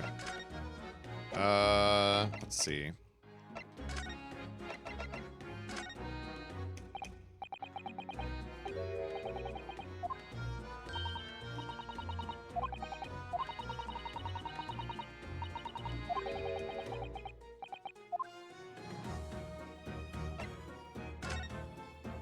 Oh, we can't present any of this to her anyway because she's not supposed to know that we took it. It's not going to work.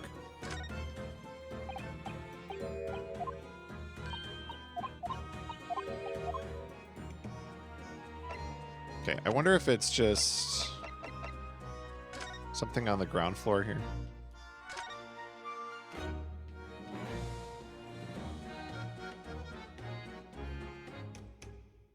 Oh. What are those funny round blobs? Didn't we already talk about hot air balloons?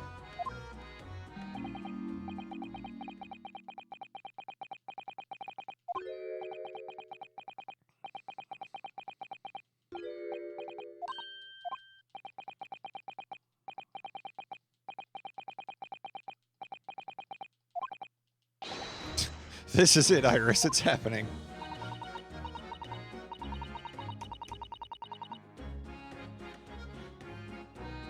Yeah, when we went there, they have cafes specific to different anime and games too. Like when we went there, we went to the Final Fantasy XIV cafe. It was so cool. Like all the food was themed after things in the game. They had like memorabilia from the game all over the walls. They played 14 music like the whole time we were there. It's really cool.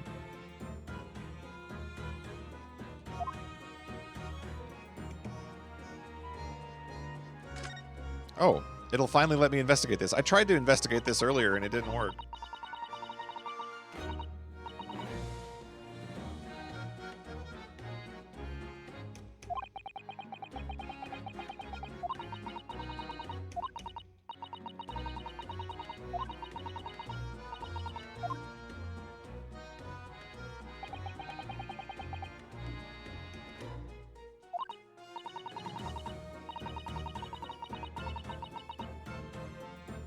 Yeah, Japan's really cool. I think if I go back next time, I would spend less time in Tokyo. Like, I think for your first trip there, spending a lot of time in Tokyo is good. Especially if you're just trying to go for like the anime gaming, like, you know, wanting to see like the arcades and all of that stuff. I think that's good for a first trip. But I think if I go back again, I want to actually go around the country a little bit more. Just take in some of the scenery.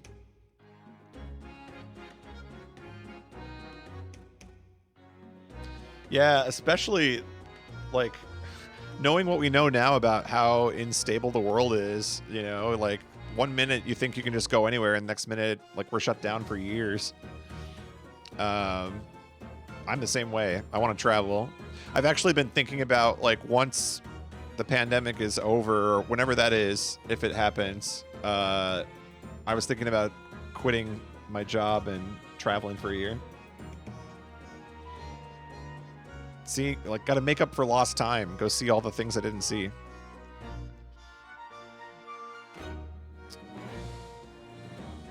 Yeah, so our trip, the first time there, we did Tokyo for 6 days, and then we did an overnight to Kyoto. Kyoto was really cool. I wish we would have spent a little bit more time there than one day. Definitely deserved more than one day.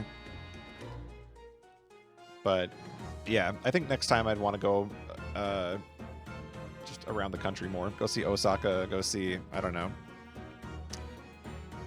just other places all around.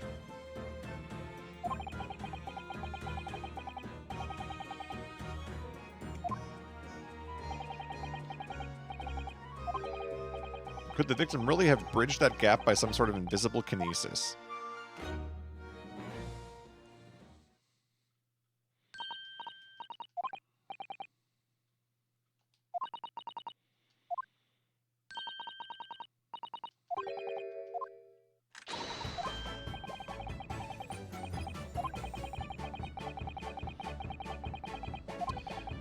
Something that completely changed his life.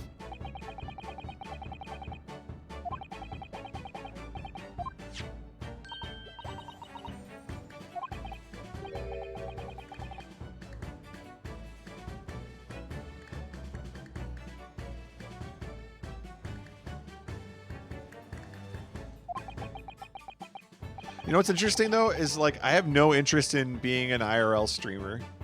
Like, when I actually go places, I want to experience it myself. And, like, I'll take pictures or videos, but, like, I don't know. I kind of...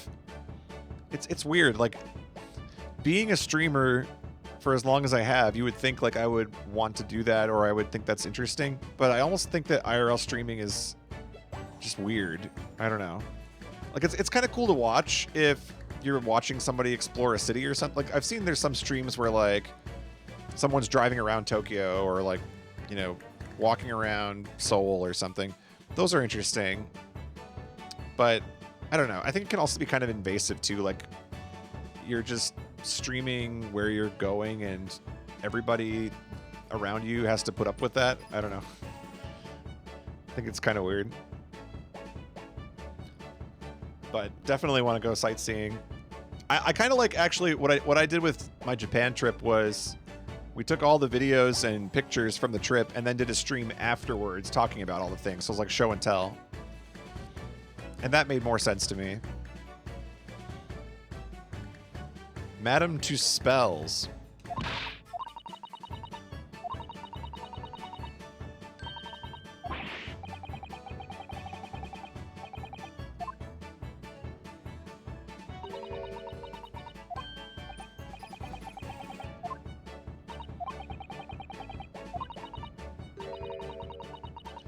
Told me to keep it a secret.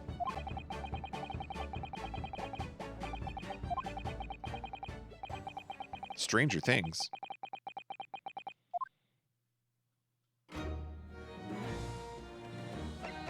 All right, we're making progress. This is a very long investigation sequence. We're approaching 2 hours. They're not usually this long. Museum of Waxworks.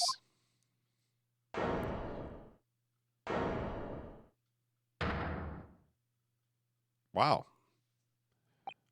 The subject of a lot of these seems to be murder.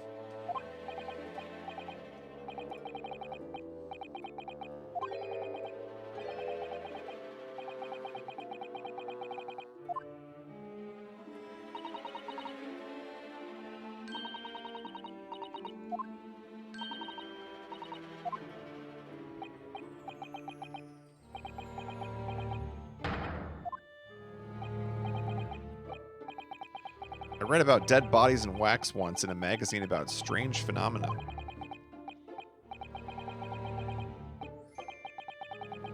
Parts of them can turn to wax?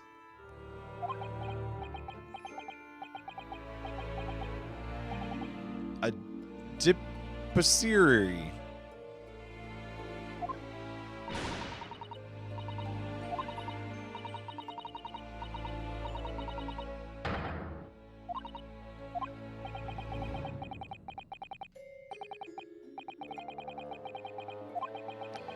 There was an old lady, maybe a witch, who used to pour molten wax over corpses and put them on display.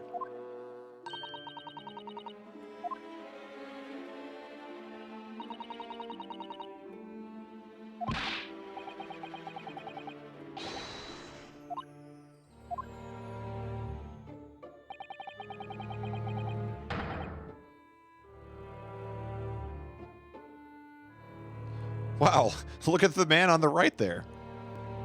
It's an impressively good wax figure.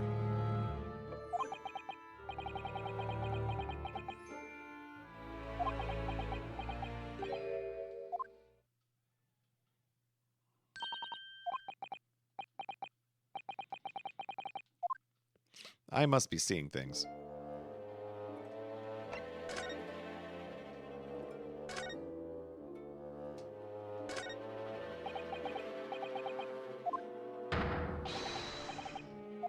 Fork Streamer. Golden, this name is the most recent one of these. Ken. What's a hoe? No. Whoa. Whoa! Whoa! Whoa! Thanks, Earl. Much appreciated. I always try to keep it pretty chill here. Play some games, chat about things. That's the goal.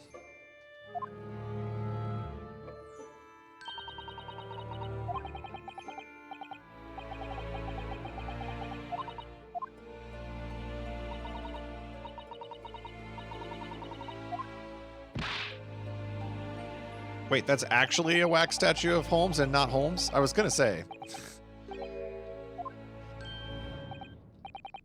It just moved.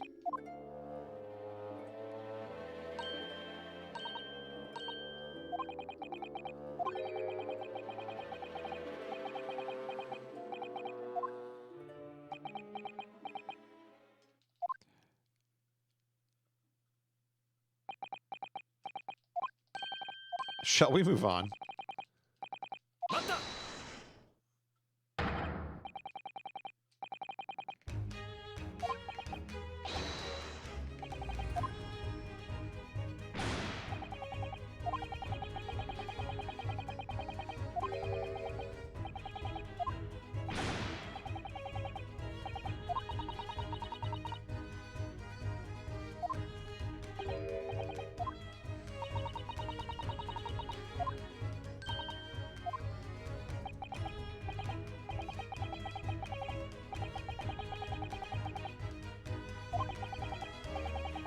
My great brain, upon which all my success has been built, would have turned to wax.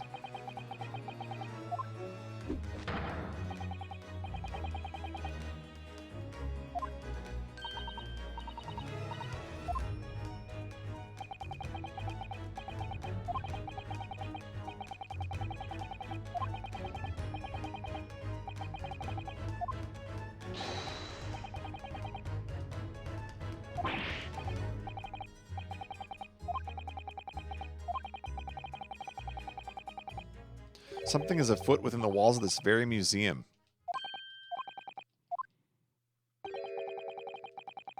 Strong suspicion that is related to the matter about which you've come to me now.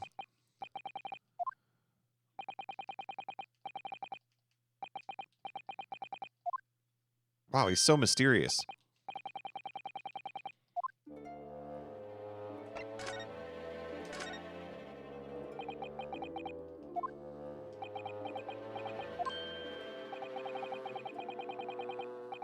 Madame Tuspels came to London from France 3 years ago.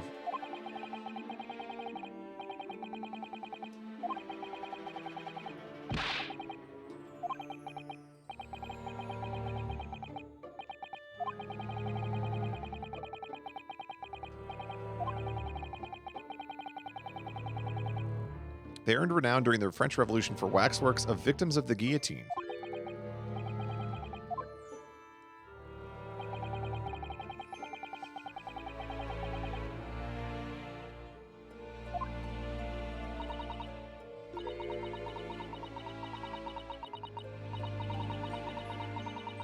Sounds good, Earl. Have a good night. I think I'll be streaming tomorrow evening, too. That's the plan, anyway.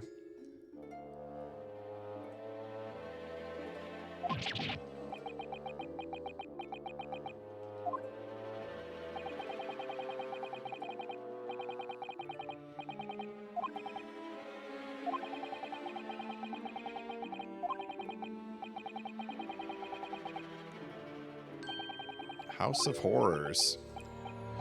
Yo, we're playing a horror game now?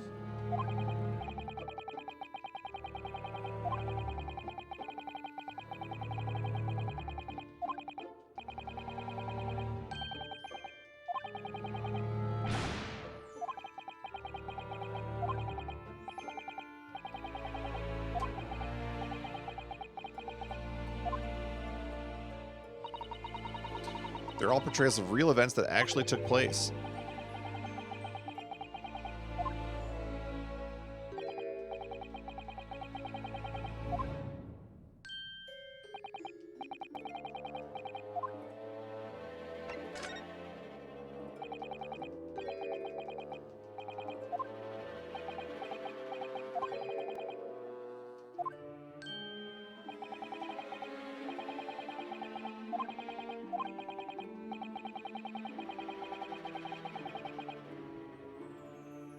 Every half an hour, I home in on a different killer. Shouldn't it be hone in?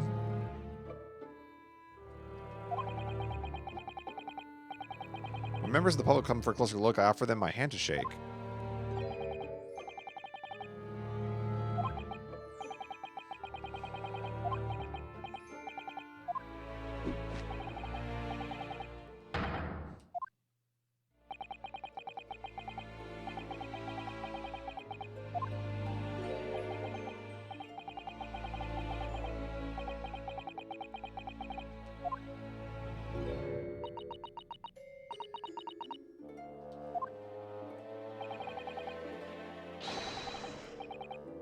Wow.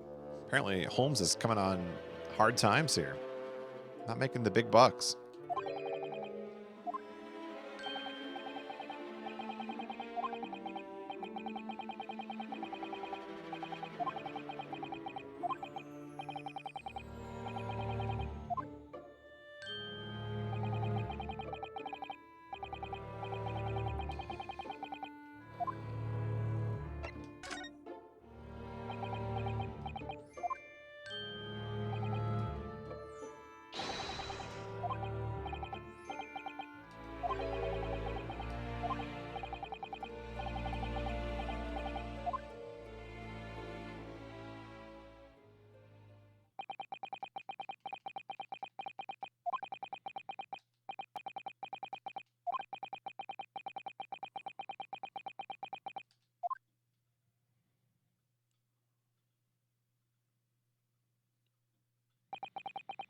I'm wondering what it was that happened to make Lord Van Zeek such a different person.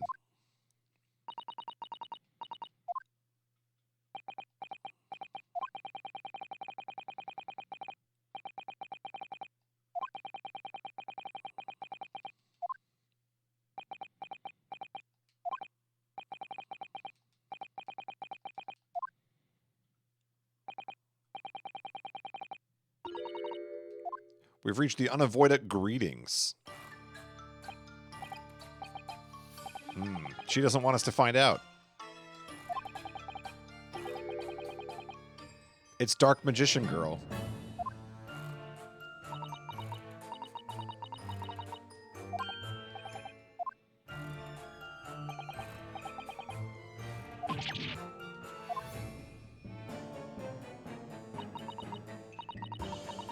Esmeralda to spells.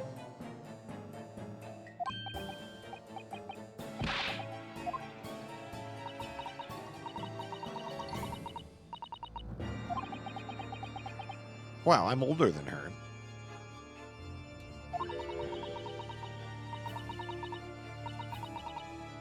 It adds a certain je ne sais quoi.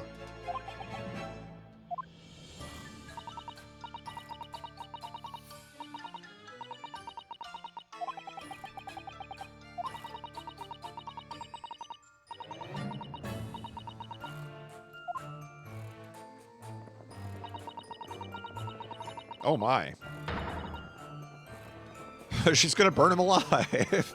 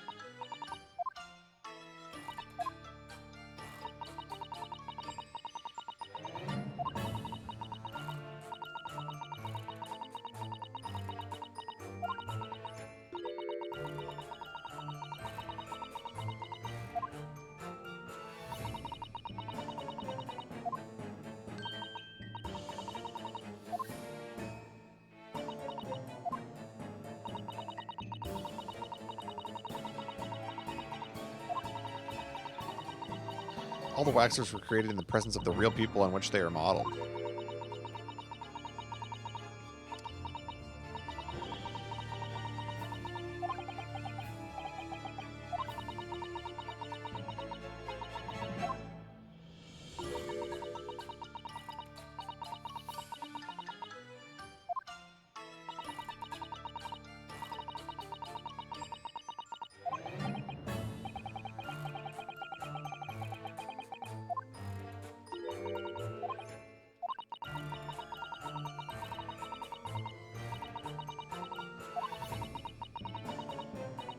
There are models of famous singers, actors, politicians, something for every taste.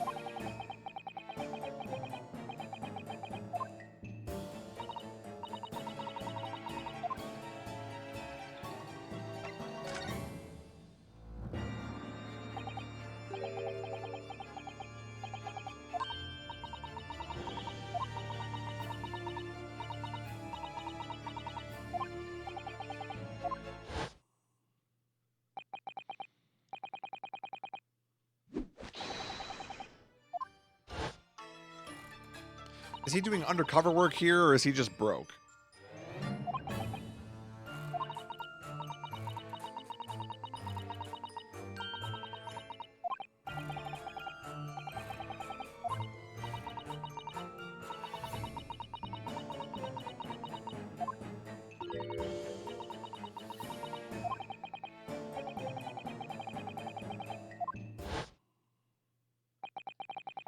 For a mere 500 pounds.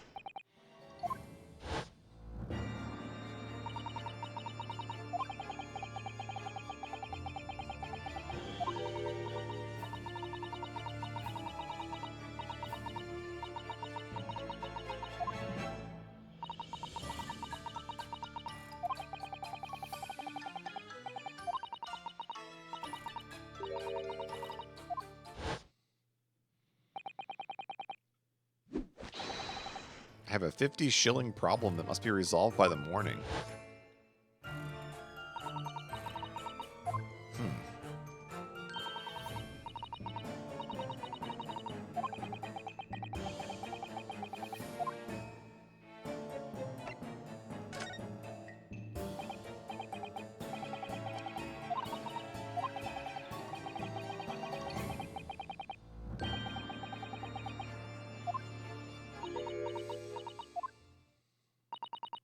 Whoever suggested such a thing to you?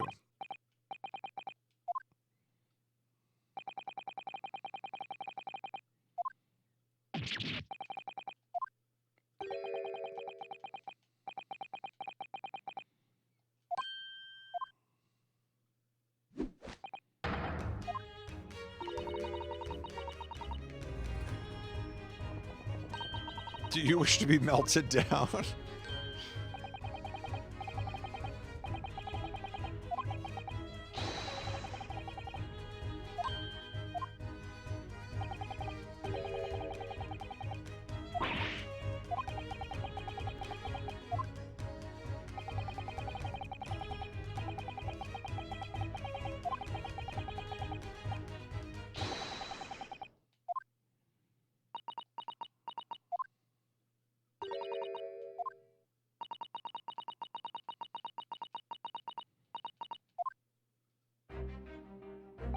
Oh, here we go.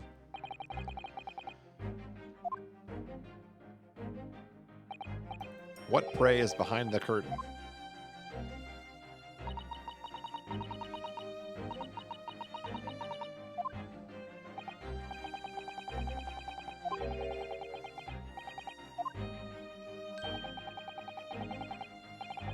Is it going to be Van Zeek's?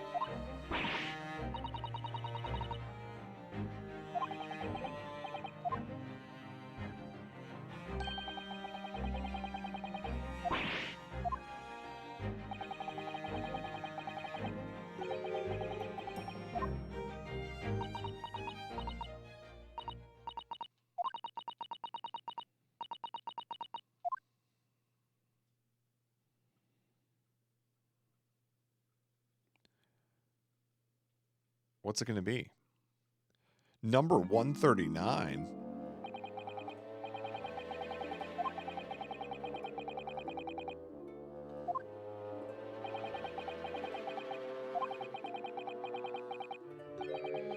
The waxwork killer one would expect is nowhere to be seen.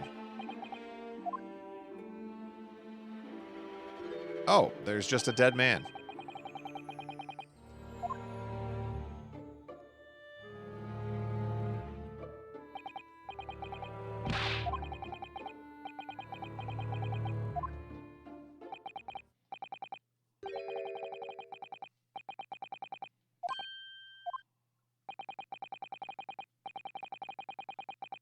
As skillfully made as these waxworks are, they are always distinguishable from real humans.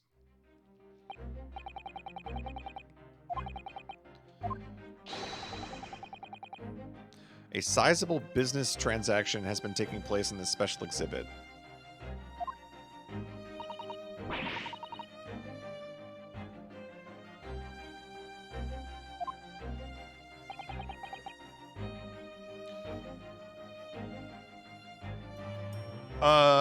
I don't know if that's a spoiler or not, but don't point things out that might be spoilers.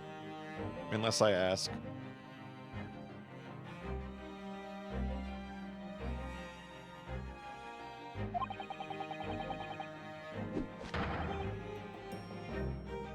The aforementioned transaction is linked to a serious crime.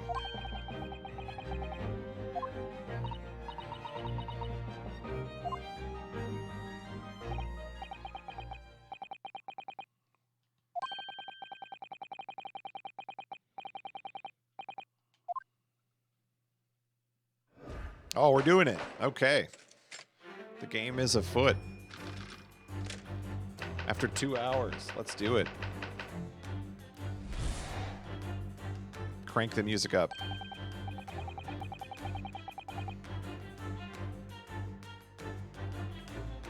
To begin with, we must ask ourselves, what exactly is afoot here in this museum? Snap. The answer is revealed by the bundle of banknotes protruding so helpfully from your bag.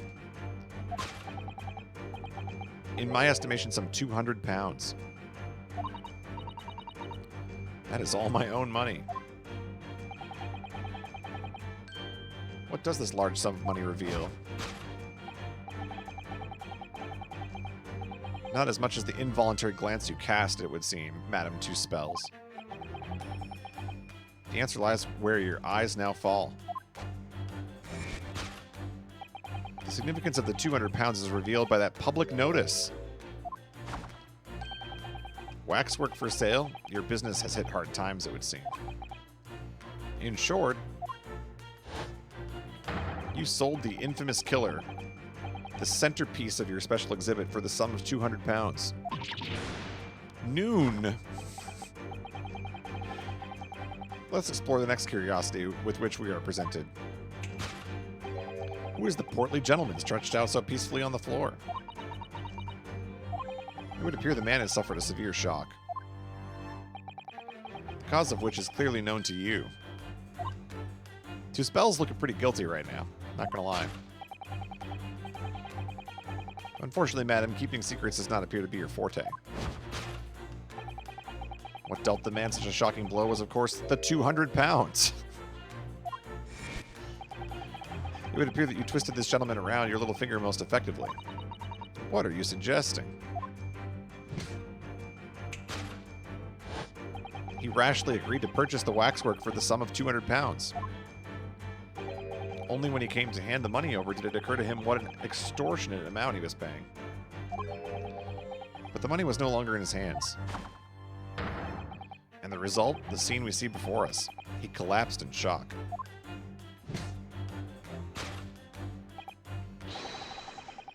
The killer in the special exhibit fetched a killer price.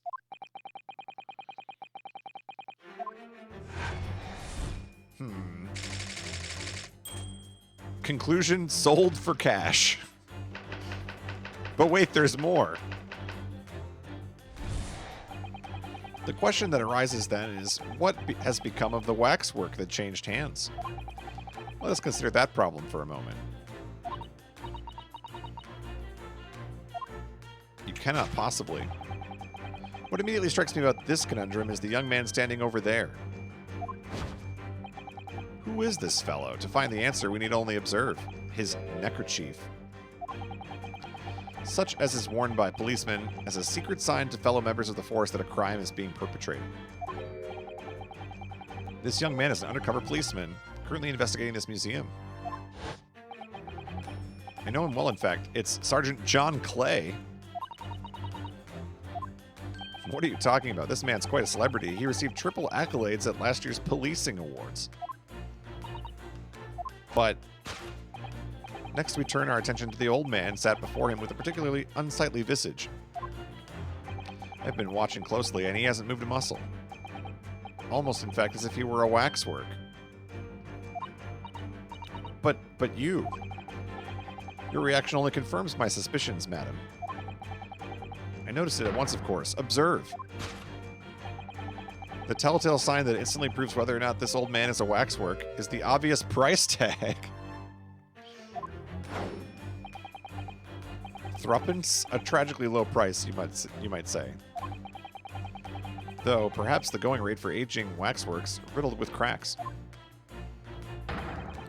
This is a very long deduction by Holmes, by the way.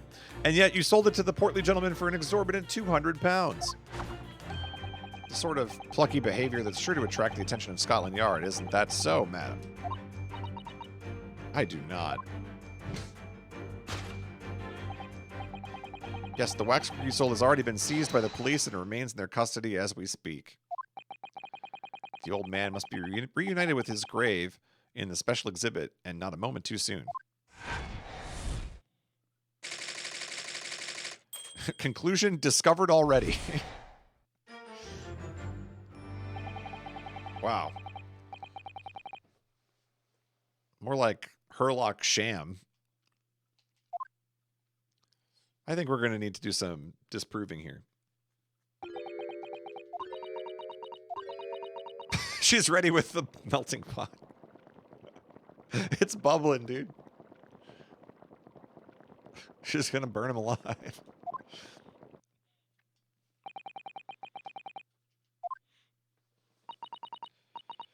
You have, Hurley, you have.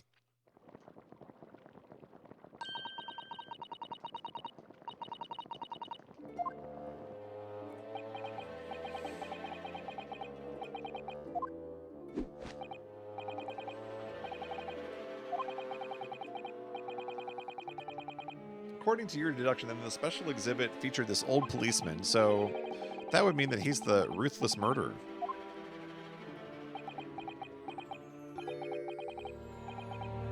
Otter mole. It was a mysterious series of murders that rattled the capital last year. The police rushed to the scene every time only to find the culprit had disappeared into the aether. Otter mole.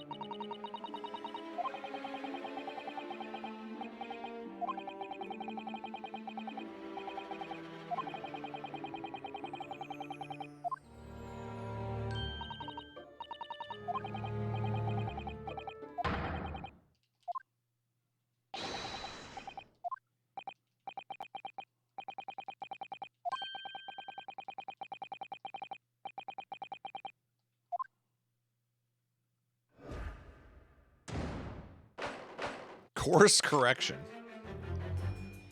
Now that you paid for the detective's work, I'll fix it for you.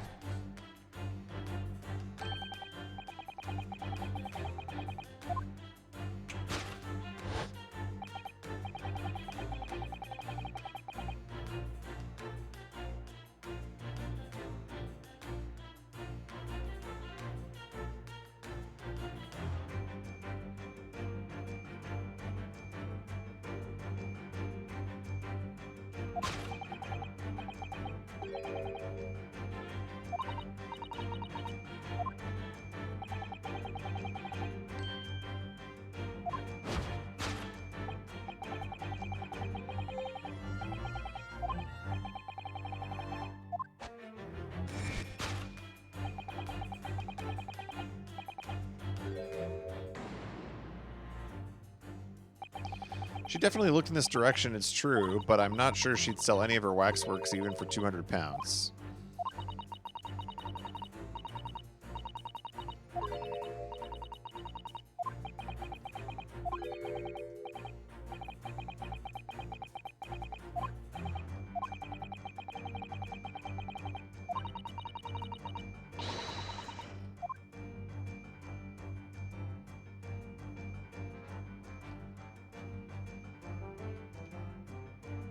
Portly man.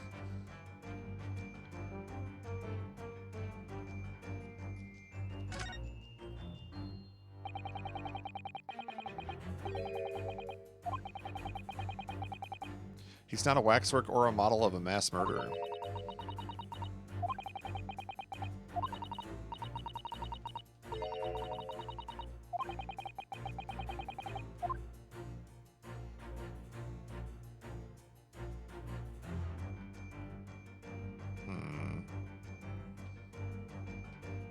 I mean, the portly man seems to be the only other choice. Oh, wait. Note on the wall. Okay.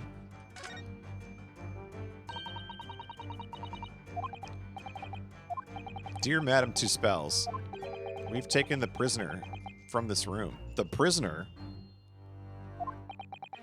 The price for his safe return is 200 pounds? Have the money ready by noon on the 23rd of October. Wow.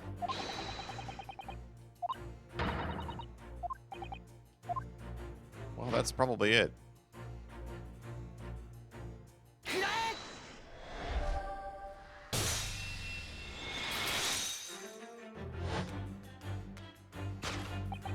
Significance of the 200 pounds is revealed by the ransom note.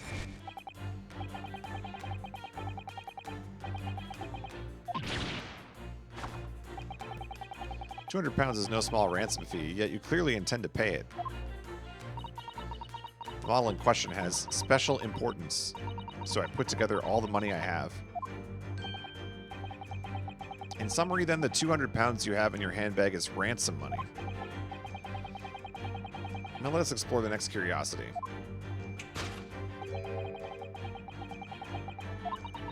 Who is the portly gentleman on the floor?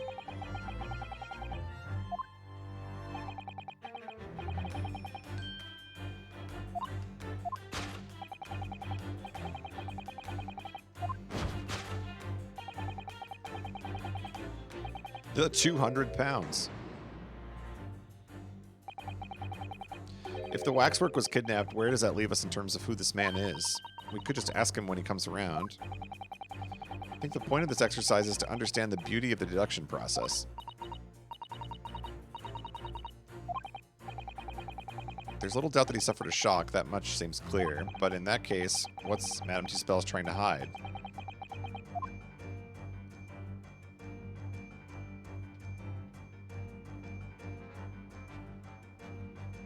Hand of Madame.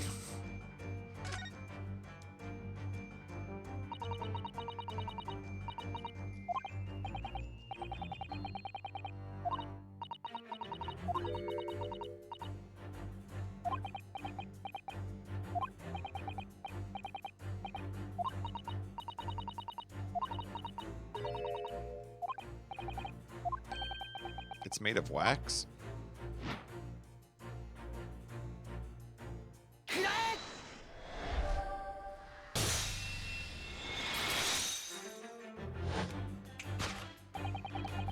What dealt the man such a shocking blow is, of course, the waxwork hand. Indeed, with a solid waxwork limb, one could deliver a very substantial blow.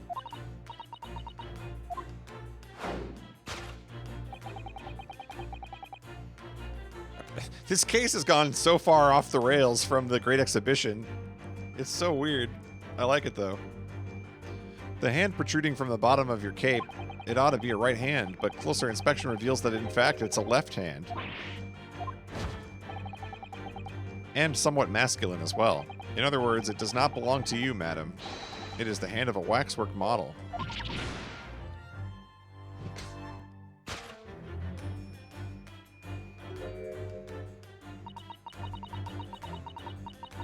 Some of the visitors to my museum can be troublesome. They meddle with the exhibits and cause damage. This gentleman saw fit to try to remove it as a souvenir.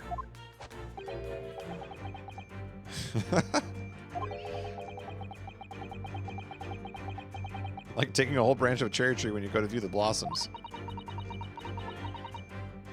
I had to teach the man a lesson.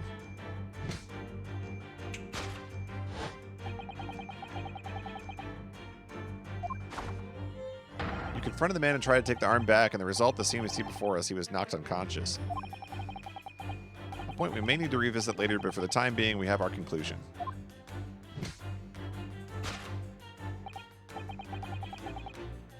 The killer in this special exhibit has been kidnapped.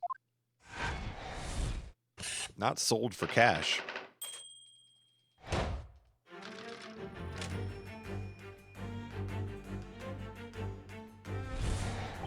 The question that arises then is, what has become of the waxwork that changed hands? Let's consider that problem for a moment. What immediately strikes me about this conundrum is the young man standing over there. Who is this fellow? To find the answer, we need to only observe his neckerchief. According to Sholmes, the yellow neckerchief is a sign to other policemen that some crime is underway. A way of communicating with his colleagues without revealing his identity. It's a secret that's closely guarded by Scotland Yard. That Mr. Sholmes didn't hesitate to give away. Uncovering secrets is in any true detective's nature, of course. Anyway, judging from Madame Tuspel's reaction to Mr. Sholmes' deduction, I think perhaps we might not have identified the man quite correctly. What reveals the identity? How about the shoulder stub? The man has a stub sticking out of his shoulder where his arm should be. This isn't a real person at all.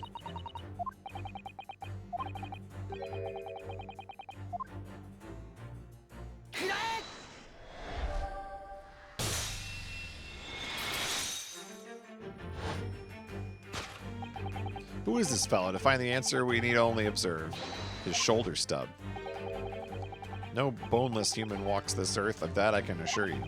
In other words, the man standing here, the young Sergeant John Clay, is in fact defying all odds, a waxwork model. I seem to remember it was you who concluded he was a real person in the first place.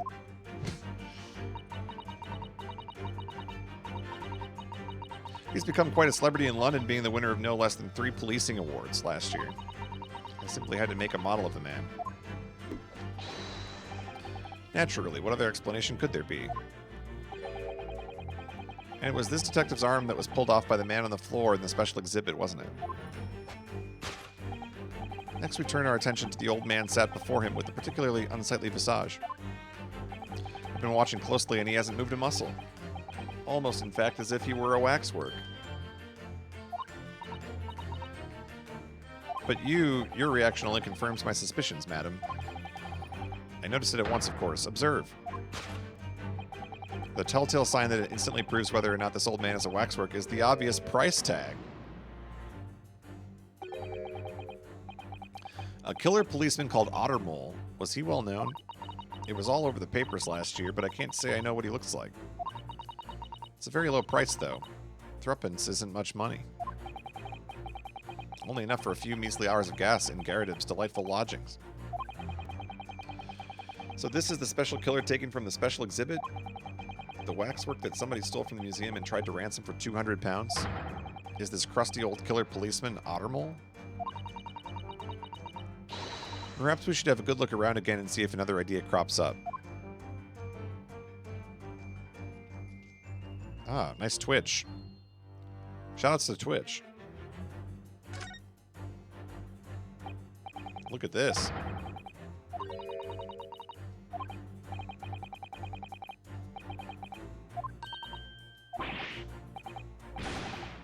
Waxworks don't tap their feet. Or Twitch.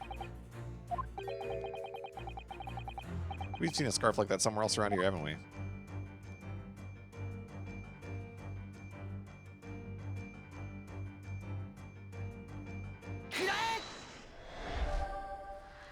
Twitch. Just tapping stream. You got that right. The telltale sign that instantly proves whether or not this old man is a waxwork is the obvious Twitch. Even the most realistic waxworks do not stream on Twitch. In other words, this splendid old man is in fact a genuine member of Scotland Yard. Slight shift in your choice of adjectives, then. And there you have it. Well, Madam Two Spells? Well, what? It was me who contacted the police and demanded that someone come in the first place. He's clearly fatigued. He's sound asleep. But then what's this tag about showing a price of 3 pence?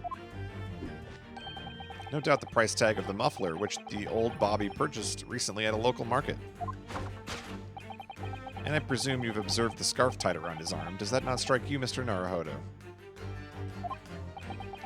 Yes, the secret sign used by detectives to show that some criminal activity is currently underway. Of course, because, as you know, there has been just such criminal activity happening here. As you deduced from the very beginning, Detective. So it would seem that we finally arrive at the truth.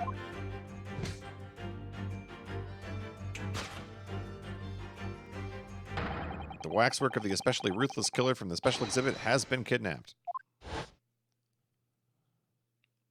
And Scotland Yard are already investigating. But the model's whereabouts remain a mystery.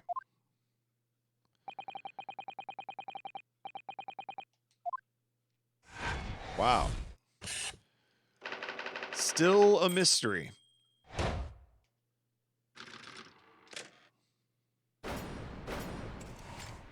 Deduction complete.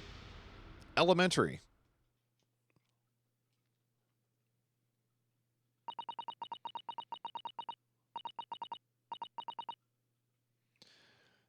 These are very weird things to connect in the same case. You have a wax museum and you have the Great Exhibition, which is involving supposedly the ability to warp a body from one point to another.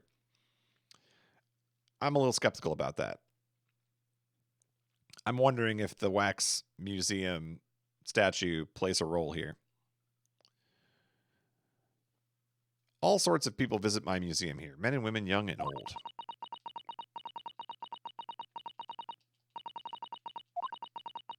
If anyone tries to damage my exhibits, I do not take it lightly.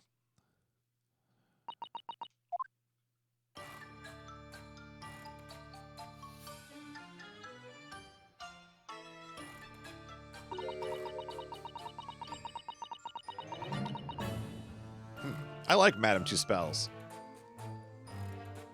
I also like when she threatens Sherlock Holmes with the pot of lava.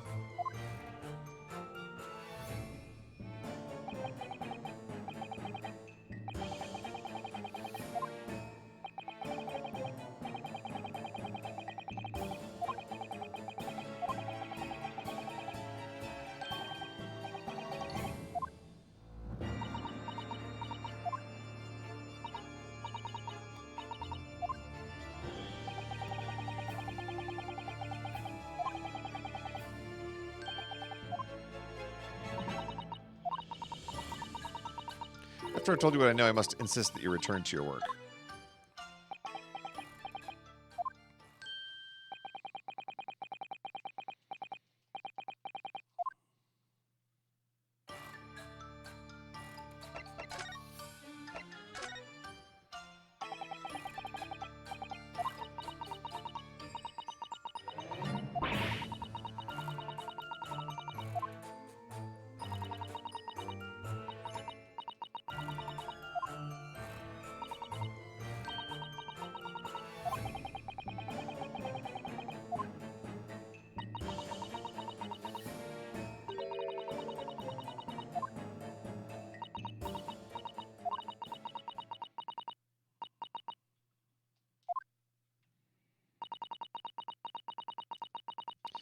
The killer who left a more profound scar in society than any other, I would say. The Professor.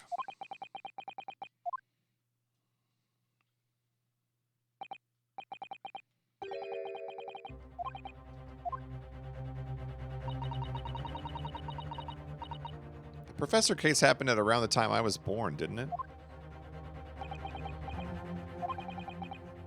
10 years ago, a series of murders that rocked the capital.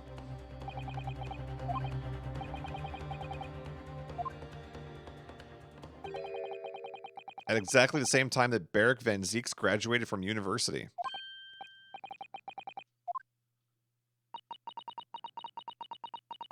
The big event that changed Mr. Reaper's life. As you've surmised, it was the Professor case.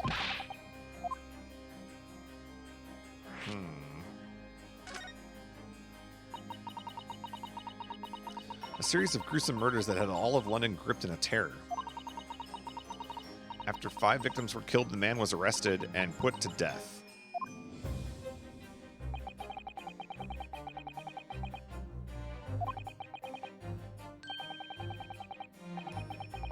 He happens to be absent at present on account of the abduction. How was all this related to Lord Van Zieks?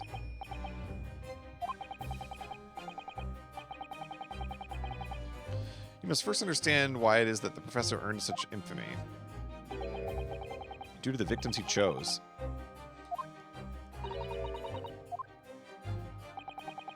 Those murdered by the Professor were some of the highest members of the British aristocracy. Members of the nobility, even royalty.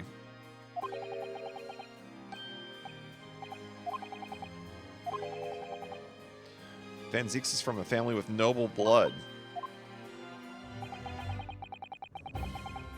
It was the 5th victim that led to the Professor's arrest. The last of the killer's prey was a young noble by the name of Clint Van Zieks. Unbelievable. You feel like you would disclose this information to me like, I don't know, immediately upon knowing who Van Zieks is.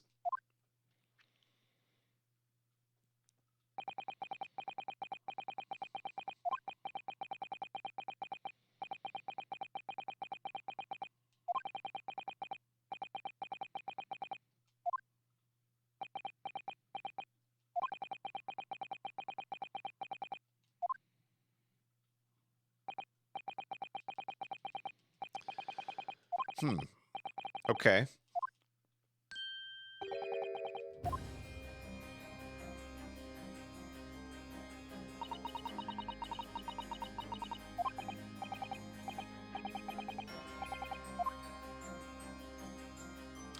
What a case.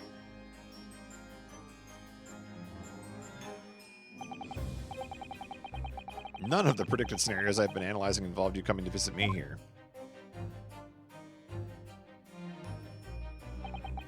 It's been too long, it really has. Whoa, they're meeting up.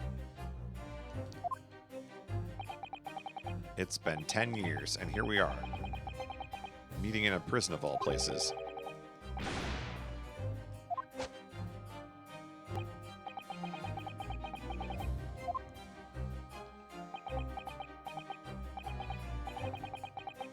Tomorrow the court will decide.